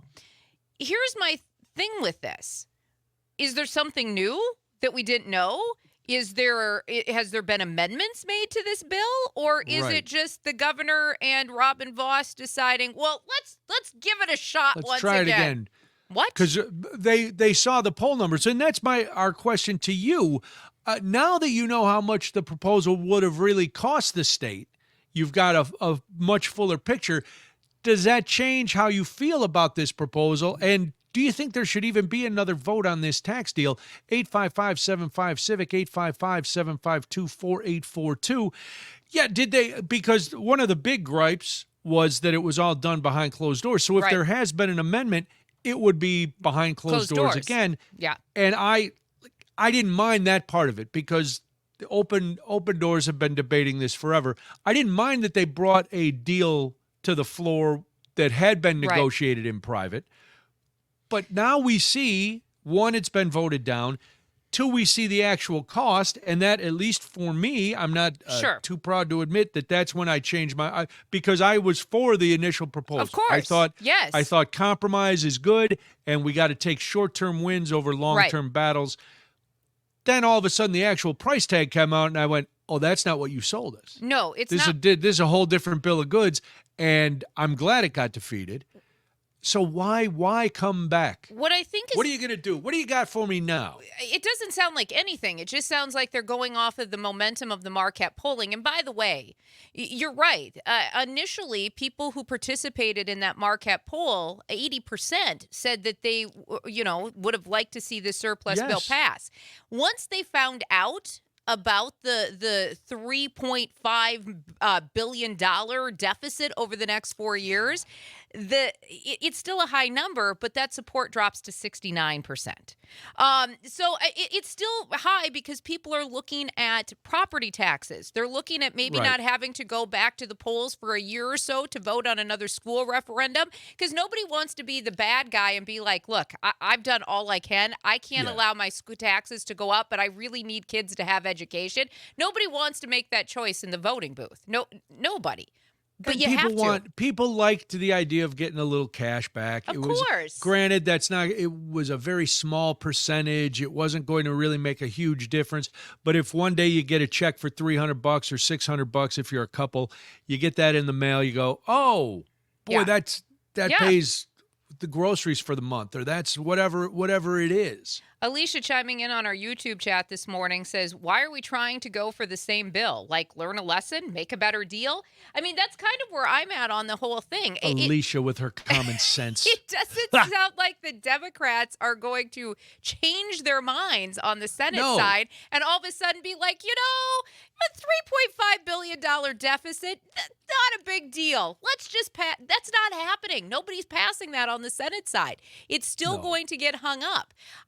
The thing that I think bothers me most about all of this, and I keep going back to this and I can't get rid of the nagging feeling in my head. Tony Evers, as governor of this state, whether you agree with everything he's done or not, he's been fairly measured in how he's responded to things, right? He's Yeah. put a lot of thought in. He has made sure that Democrats and Republicans could come to the same table when appropriate, when needed. He has been that type of governor. And even Republicans can't actually deny that he's been like that, and they don't actually deny that he's been like that. Why this bill? Why, on his way out of office, is this the bill he's hanging his hat on? And that's what I can't get out of my head, because this is not a great bill. And this is the one that he is adamant needs to get passed. And that is what I can't rectify in my own brain. Why this bill? Why this particular moment? It's probably with Voss and LeMahieu too. This is a legacy move because we know all of them are done at the end of this term. Sure. So they leave with being the guys who funded schools and gave Wisconsinites breaks on their property taxes. They didn't leave. They left the state better than it was because now, the property taxes will not keep skyrocketing and be one of the highest in the nation. So it's a way for them to leave on a bipartisan note. Their final act is working together. After all the years of discord between them, they came together at the end to produce something that actually helped all the people of Wisconsin. Because there were some good things in the bill. I'm not going to sit here and pretend like there weren't a few good things that popped up in that bill. here's the thing that I guess, again, that I keep going back to. You were leaving the state with a $2.5 billion surplus, right? This has been the negotiating point. Now, all of a sudden, you're like, yeah, heck with it. We're going to just leave you with $3.5 billion in the red when I actually gave you a surplus and left you on good terms? Like, I don't. Alicia sent a message saying, hey, there was a lot of good stuff, just like you did, Jamie. And yes, I know. I was all for it. Sure. Until we got the actual receipts. Right. And then I went, no, you didn't tell me this. You didn't tell us that, like you said, Jamie, all of a sudden we go from a surplus to a deficit. Right. And we blow through all of this extra money. No, you're putting us in a deeper hole than we're already in with a very short-term fix. And if that Legislative Fiscal Bureau report had not come out, I still would have said this should have passed. Yeah. And I would probably be on the side of the governor and Robin Voss saying, yes, let's get back in and try to hammer this out before we're done. But no, now it comes across as the most fiscally irresponsible proposal I've seen in a long time. And it feels very not Tony Evers-esque, right? Like it really does to me. And look, I'm not going to sit here with my rose-colored glasses and be like, oh, our governor's perfect. No governor's perfect, right? No governor's perfect. I understand that. These are also elected politicians who are also human. They make mistakes. Sometimes the judgment is off. It's hopefully why they have good people around them to help combat some of that, right? So I understand that. So I'm not going to sit here and pretend that. It feels very off for some reason to me.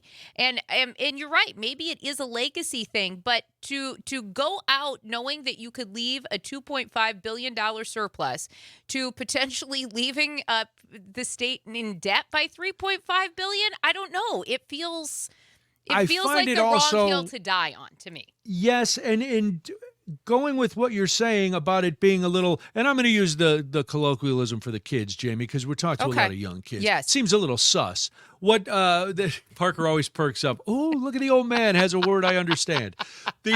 Never sure if he has to double check he's using it right with me. No, I'm using it right. That one I know.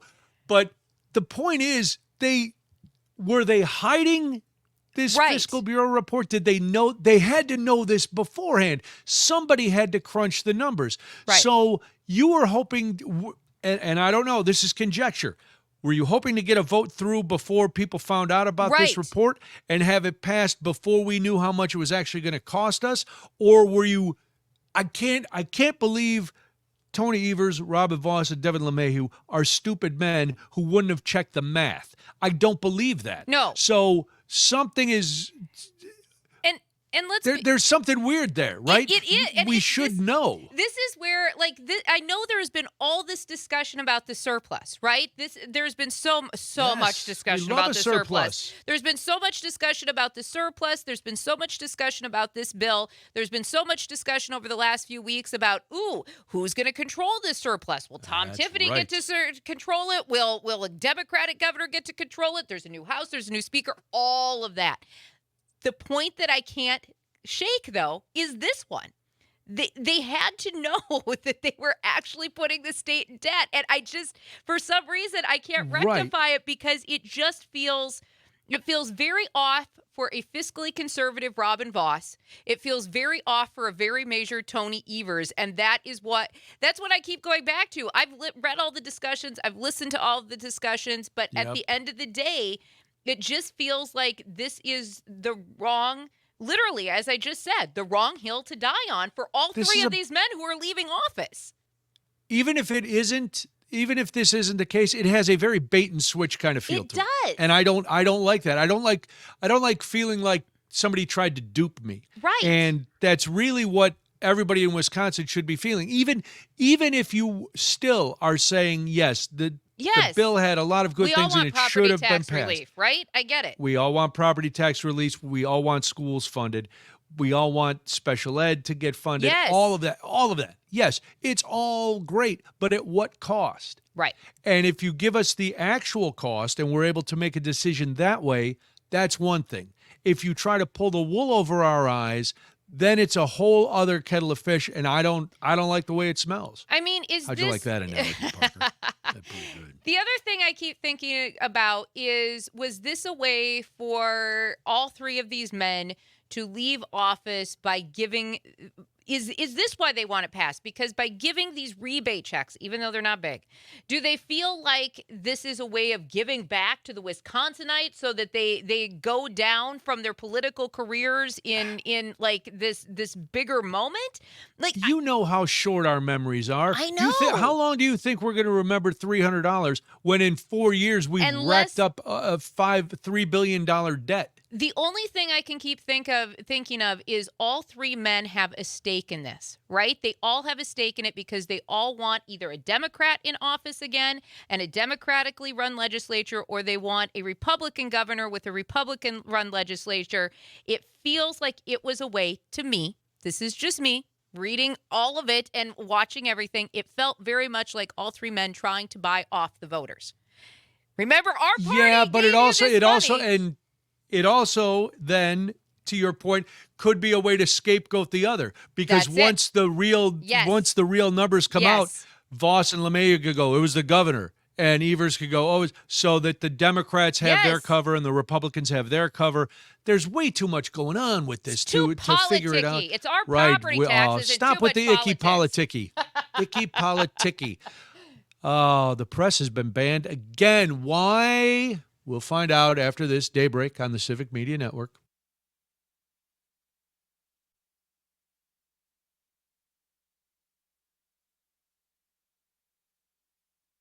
Now back to more of Daybreak with Brian and Jamie. Thank you so much for joining us this morning on the Civic Media Network. It is 8:22 right now. My name is Jamie Martinson.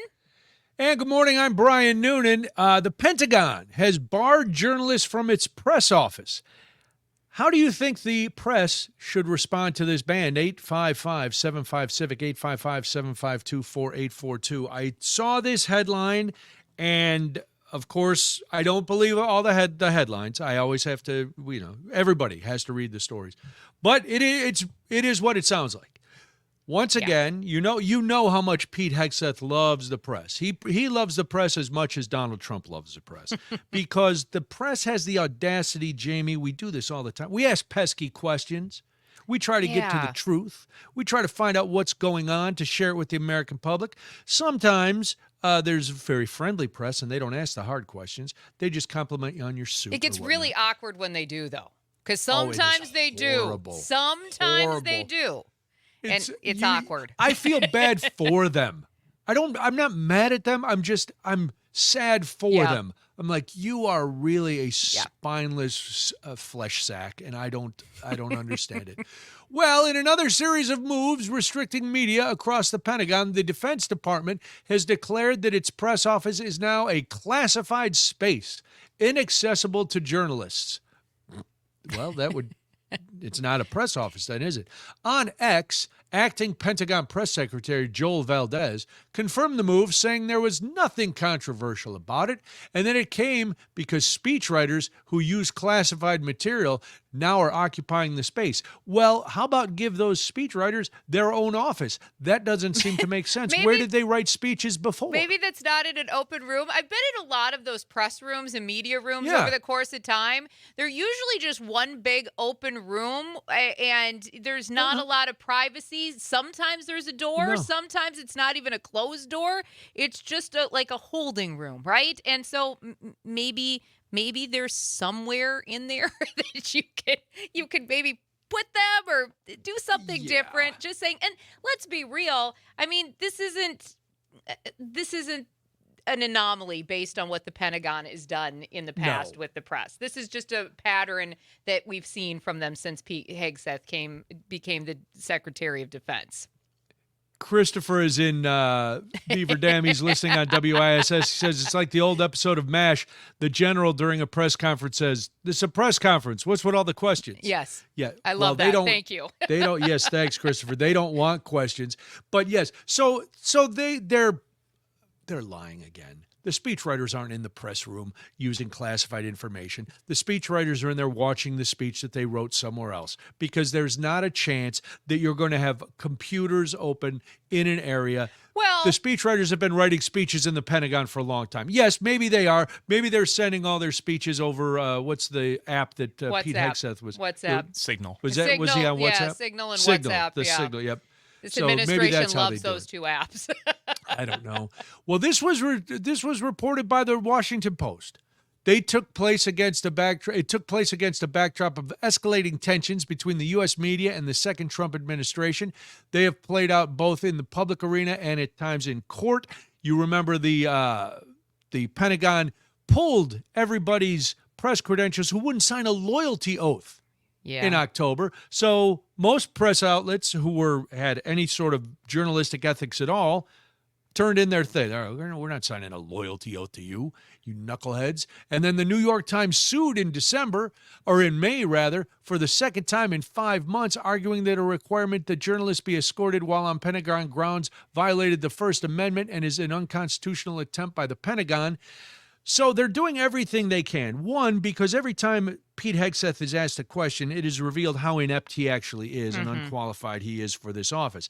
And also, maybe they don't want to have to answer questions about why he has blocked all promotions of black and female officers in the Navy. Right. Yeah. So, I mean, those are pesky questions, Jamie. If I have to justify that. And nobody wants to have to answer those, and nobody wants to have to get up to a podium and then call the press, say that the press is lying, even though there's paperwork saying that this has actually happened, because that's essentially what's going to happen. Because it's a pattern, right? It's a pattern. Yes. And we've seen this pattern since the beginning of this administration. And most of us are never going to have the opportunity to walk through the halls of the Pentagon. That's why we depend on journalists, because journalists are covering the military. They help explain how our money is being spent as taxpayers, by the way, and what decisions are being made and how those decisions, like, blocking promotions of qualified black and female officers, might actually affect national security. Plus, not to mention the fact there's military families that probably want to know what's actually happening at the Pentagon. And also as the country of a whole. I mean, you don't hide information from the public. That's No. not you work for us. yes. That's the ultimate thing. We have a right to know what's going on. We have yes, of course there's classified information. Of yes. course. We understand that. We don't need to know the operational specifics. We don't need to know troop movement and maps. We don't need to, but we need to know, why are we in a war? Right. Why aren't you promoting certain people? Why are you barring the press from your meetings? But Why are you so inept? But this is how you get public skepticism. And then this is how all of those conspiracy theories start to grow and build as well, because there's not actual reporting coming from this administration or actual fact and actual news. So people have to assume that they just know what's happening, and then they make up their own theories based on what they're hearing from the other press junkets, the ones that are more friendly to this administration, coming out of the Pentagon or the White House or whatever it might be. Is it time finally? And we've had this debate before. I understand that access is where you get the information, but if they're blocking your access, isn't it time for the mainstream press, the big networks and newspapers, to finally really speak out and start? We need to shine more lights on this, because they're not. The access you're getting is not helping. No. The access you're getting is worthless Yes. because the information is worthless. Yes. When does the cost of a college education outweigh the benefits? You tell us after this. It's Daybreak on the Civic Media Network.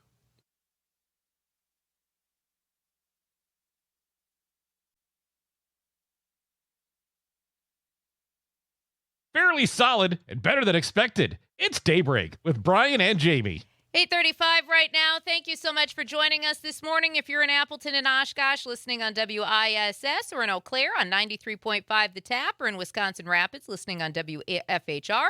We also can't forget WBZH up in Hayward. Thank you so much for joining us. Remember, coming up after 9 o'clock, you're going to have another chance to qualify for our Accelerate Your Summer multi-state text-to-win contest. So be listening for the new word across all Civic media platforms. Use your Civic Media app and be ready to text in and win. I love that. And of course, we're giving away some cash and some really great prizes. Going to help you with some groceries too for our grand prize. So all in all, not a bad way to spend a Tuesday, Brian. Not at all. And I'm looking at this text that just came in. Now, we talked about the polar bears at the Madison Zoo almost 2 hours ago. Yes. And the text is just coming in. But how did you pronounce the zoo name? I admitted up front I wasn't sure. You guys were saying it funky. It's Vilas. Vilas? Yeah. Okay. I don't Vilas? remember All what right. you said. You said something kind of funky. Okay. Well, thank you Villas, for the maybe. text. Thank you for Vilas, the text yes. this morning. I want to, if I'm Yeah. mispronouncing something, correct me. Neither one of that's- us are native to this area, Right. so sometimes we're going to get things wrong. So we appreciate corrections, and we like to make sure we get things right. So we appreciate the text this morning. And Thank you. I'm glad you corrected me, but Yeah. I'm always just going to go, you want to go to the zoo? That's right. The Madison Yeah. Zoo. You want to go to the Madison if Zoo? if I'm in Madison, it'll be the Madison Zoo. If I'm in Milwaukee, it's the Milwaukee, Milwaukee Zoo, whatever yeah. local zoo. Yes. If I say let's go to the zoo, figure it's the local zoo. Yeah, probably. I'm not going to go just on a whim on a Wednesday afternoon. We're not going to drive to San Diego. Right. Well, that or would be San Diego. that would be lovely. That would be lovely. But literally, thank you so much for the All right, text. Vilas. Yes, thanks. Make sure you keep us on our toes, and make sure you keep us honest with our pronunciations. We appreciate it. Yeah, and maybe if we had gotten more college education, Jamie. We both graduated from college, We but we did. need a little more. But unfortunately, we're not going to be able to afford it. What is where's the diminishing returns? 855-75-CIVIC, 855-752-4842.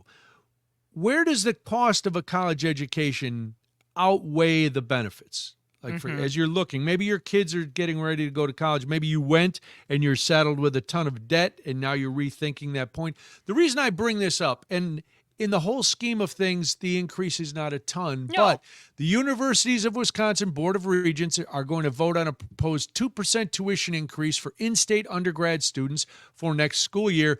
If approved, it would be the fourth consecutive tuition increase since the 10-year tuition freeze ended in 2023. So 2%, not all that much. It's really going to increase in-state tuition by about $210 a year. And again, $210 is real money. Yep. But when you look at the whole bill, you go, well, Yeah. I'm already paying this much. What's another $210? Out-of-state students are going to see a 4% increase. Everything's going up. I understand that. Yeah. And I we all feel it. I wonder, though, at what point is education going to become so out of reach? Like we're talking about housing and we're talking about health Right. insurance. College educations are starting to get to that point, too. Yes. Now, there's a lot of great state schools that are more reasonable, and there's community colleges. Yep. There's other avenues. But if you want to go to a big-time university, if you were that smart and you were that, Yeah. Well, and focused. let's be clear, depending on what UW university you go to around the state, your tuition will Sure. be a little bit different. But with that being said, this tuition increase essentially covers things like facilities, utilities, employee pay, student services, and they also have to stay competitive with other Midwest Sure. universities. Do you know why they're lacking that money? Because there's I been do. there's been a huge cut in federal funding for our universities, for our state-run universities. And so these universities are having to make decisions to make sure that they can still have really great education. And I get it. Things are not cheap. And this is only part of the problem with why our education is increasing in price. However, with that all being said, I think it answers a little bit of your question, because this administration has had a war on education. They don't Sure. want people to be educated, so they don't think it's important. And if they do, they don't want it going to public universities. They want the money going to more private universities, because it turns out that for they private can control the message. that's right. And at a private universities university. and private universities are also where sometimes, not all, depending on the university, but your more wealthy families will send kids. Of course. It's kind of like the same war on Legacies. It's legacies, but it's also kind of like the same war on public education versus charter schools or private education that the GOP has had on our entire education system.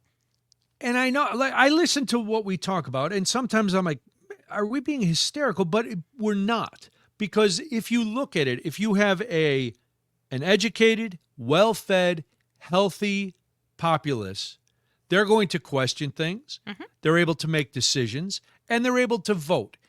Well, they're trying to take away votes for many people.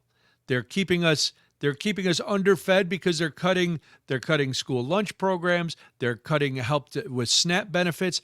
They're cutting all that. Healthcare, we were just talking about the price of healthcare. If we're sick, we're not going to want to leave the house. We're not going to want to vote. We're not going to be out on the streets protesting. And if we're dumb and we continue to gut public education and cut funding to universities, we're not going to have the great minds that are going to perhaps replace the regimes that are in place to make our lives better. So I know it sounds crazy. And years past, it never would have crossed most of our minds. But when you start connecting the dots, and you go, why are they so fixated on this? Well, there's a reason. None of this is done in a vacuum. No. And I think when I start thinking about, and even though this is a 2% increase, right? And on average, it's going to be across the entire system. UW says, including the tuition, the fees, room, board, it's going to be about a 2.5% increase on average across the entire system. But here's what I also think about. I think about college students and families who need to take out loans, because if you're taking out loans to go to school, which a lot of students do, that means that you're it means that you're taking on more debt when you graduate. And that then means longer interest payments, higher interest payments, longer payments, whatever it might be, which is just another problem with the entire education system, because at the end of the day, and we're going to talk about it in just a second, turns out that for our recent grads, there's not enough jobs to go around. No. And if you remember, they're trying to change up the government loan programs for schools and privatize them. Well, somebody then is making more money off of that. And again, it's not you and I. No. It's a friend of a friend of a friend of a friend of whoever. Corporations and CEOs and boards of directors and all of that. That's who's essentially making that money. I always have to be careful when we start doing that, and I've said it a couple times today. I'm not one of these anti-corporation guys. No. I'm all for capitalism. I would like to be making more money. Of course. And I don't think there's anybody who could honestly say, yeah, I don't want to make more money. I just wish that I'm not anti-capitalist. There's a responsibility. Yes, that's just it. My family has owned businesses my entire life. Some very lucrative businesses. They've been in boardrooms and things like that. But at the end of the day, they still actually cared about the people who worked for them, underneath of them, and the people who didn't make as much as them. And I think that's where the difference is. We have hit this level and echelon of this need for money and greed in this country that it's mind-blowing, and it's unfathomable to me that this is what is so important to a huge section of this country. Money and greed and always having more. And I understand that, more prerogative to you if that's how you want to live your life. I'm not going to judge that. But at the same time, I'll judge it for you, Jamie. I'll handle all the judging here. But at the same time, what is that getting us? It's making people who don't have that type of income poorer to a point where people are making really hard decisions.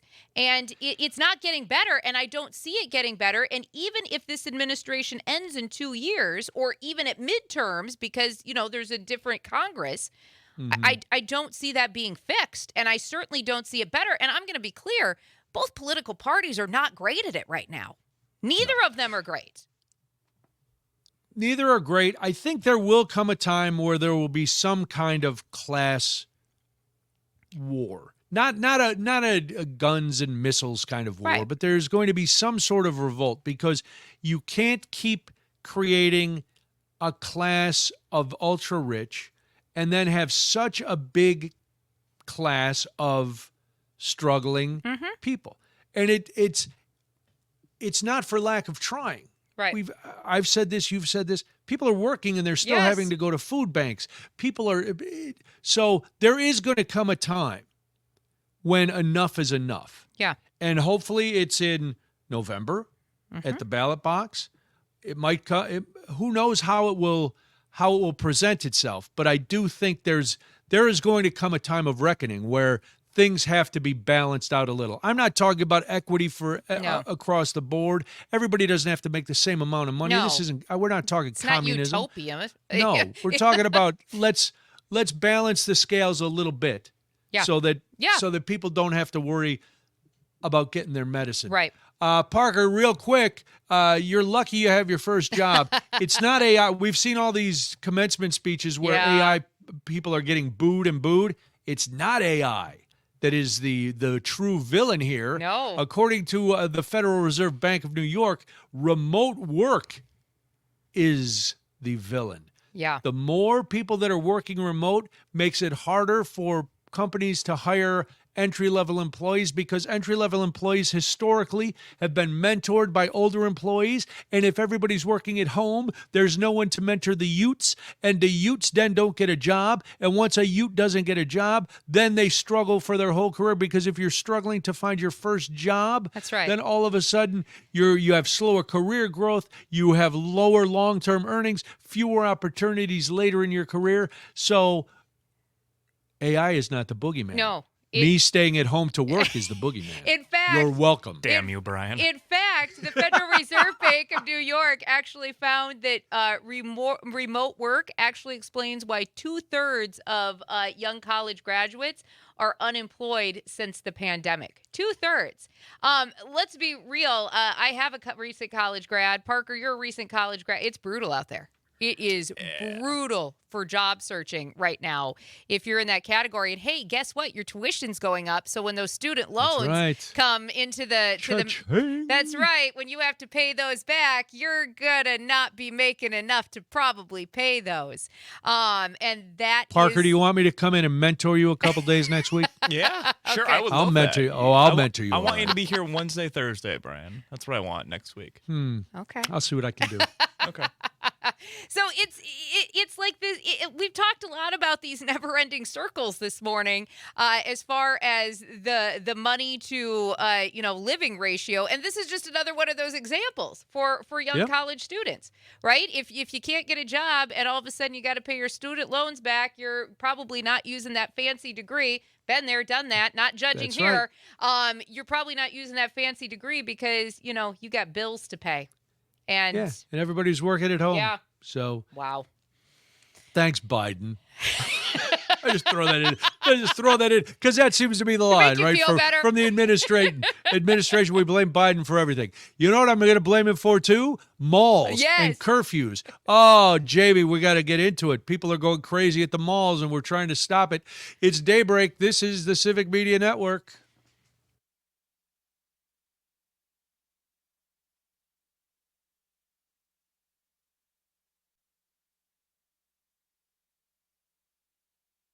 Across the state of Wisconsin, Daybreak with Brian and Jamie is back. Thank you so much for joining us this morning. It's the Civic Media Network, 8:52 right now. My name is Jamie Martinson. And good morning, I'm Brian Noonan. Here's a question that comes right out of 1983. Hey, do you and your kids still go to the mall? 855-75-CIVIC, 855-752-4842. Or if the answer was no, when was the last time you were at a mall? I And can't even Jamie, tell you found this story and you were fascinated by it. I did. I was fascinated by it because this isn't. I mean, like 90210, right? The original, not the reboot that they had on for a few Okay, years, is yeah. what brings back. And everything from the 90s is big again. So apparently, malls are making a bit of a comeback for the young folk. And it turns out though that because there's more young people congregating at the malls across the country are restricting accompanied teenagers because there's been a lot of gatherings, fights, shoplifting incidents, and also social media organized mall takeovers. Now, Yes. here's the thing. We were talking about this at the break.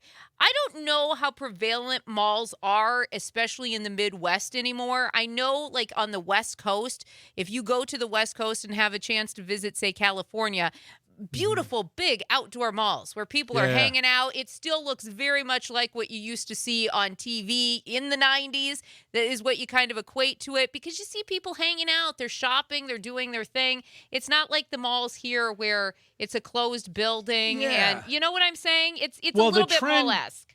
The trend went from like a shopping center, an outdoor thing, to the enclosed malls, and then Sure. it went back to these open air malls. And I'm trying to think, even in Milwaukee, the malls that I used to go to around there are gone. Right. I'm out toward 94. There was a is that mall still there in Madison? Out on Yeah, I'm trying to I think. should We know have the this. West Mall and the East Mall, and then of course you Okay. have the big outlet mall near Oh, the outlet mall. Johnson, Johnson Creek. Creek has Yeah. like an gotta actual, like the yeah. you gotta love an outlet mall.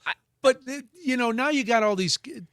We used to live right very close within a mile of a smaller mall. Sure. But they had a few things, and at least 4 or 5 times a year, it was a multi-police response because Sure.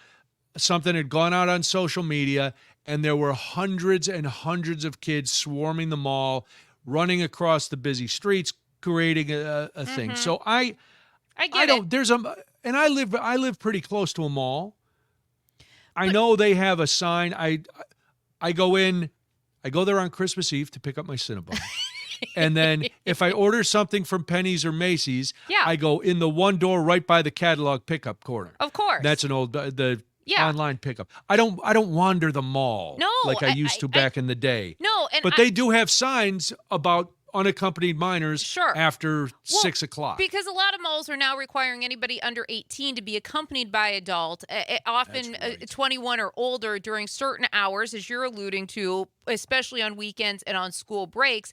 And owners of these malls say that these policies have helped reduce all of this disruptive behavior, the violence, the theft, the large crowds that make shoppers and employees feel uncomfortable. And now they can feel safer in their mall shopping experience. I've got to be honest with you. I haven't been in a mall in a very long time. The last one I was at, you wouldn't have, a disruption might have been pleasant because there was nobody in there. It would have been people milling around. I think I saw maybe like 3 or 4 people the last time I was in a mall. It was really kind of sad in that particular corridor. Parker, you're a young person. Are you milling around at the malls a lot? I wasn't at all in high school. I haven't, but I might now. Like if I had a buddy coming into town, like, all right, let's Sure. just kind of dink around for a See, while. I was don't know. never, even in high school, we were talking about that. My friends on the weekend would be like, we had to drive an hour to our closest mall. Oh, I'm not doing that. And I would be like, yeah, that's well, crazy. it was South Dakota, right? We were lucky know. we had Everything's an hour, population. yeah. you can't spend the whole day shooting pheasants out of your car. This you gotta is true. do something else. This is true. They'd say, well, let's go to the mall this weekend. My mom's willing to drive us, And I'd be like, really? Why don't you let me sit here in the pretzel aisle by Auntie Annie's Yeah. here, and I'll have a pretzel, and you come pick me up when you're done man. milling around. See, Parker, this is going to surprise you. I'm old enough to remember when the first mall opened near my house. I thought you And- meant ever anywhere. Okay. Ever, no, not ever in the world. But we went, my buddies and I, we were like in 7th grade, and we would go to the mall with walkie-talkies.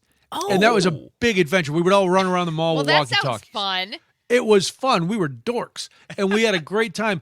And then I had moved back to the area and had to go over there for something. And I was there when the mall was on its last legs. Now it's been demolished. Sure. But when there was like no anchor stores anymore, and it was like the weird little shops that you were Oh, like, yeah. whoever goes into Like a the place masseuse like parlors and things like that this? in the Yeah, middle and of a the lot mall. of the Far Eastern art. I'm Yeah, like, really? yeah. Who's buying samurai masks to put on their No, walls? it's very the mall? strange. It's very strange. And here's the thing. I was never one who really I don't really love to shop all that much anyway. And we were talking about this at the break. I would much rather go online, look at the things that I like, know that there's a larger selection and a bigger size selection. And I'm usually the type of person that's probably looking for something fairly specific. So I'm going to go Yes. find it. I'm going to have a few of those things in different sizes and colors shipped to my house. I'm going to try them on in my bedroom on my own timeline where nobody's knocking on my door asking me if I need another bigger Without size. the harsh fluorescent lights shining on you. Because everybody looks good at what looks like a funhouse mirror too, right?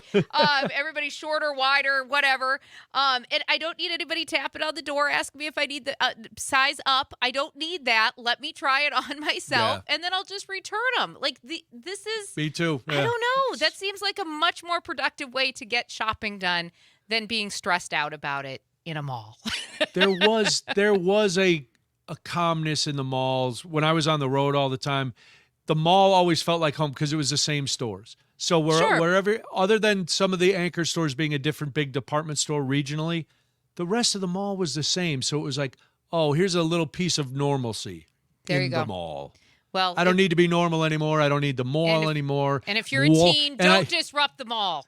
Yeah, stop it, teens. You're ruining everything. That's why we can't have nice things. And that's why we're leaving. We're done. That's right. We've had enough. Thank you for listening and being part of the program. We will talk to you again tomorrow. I'm Brian Noonan. This is Daybreak. I'm Jamie Martinson. Thank you so much for joining us today. This is the Civic Media Network. Stephanie Miller is next.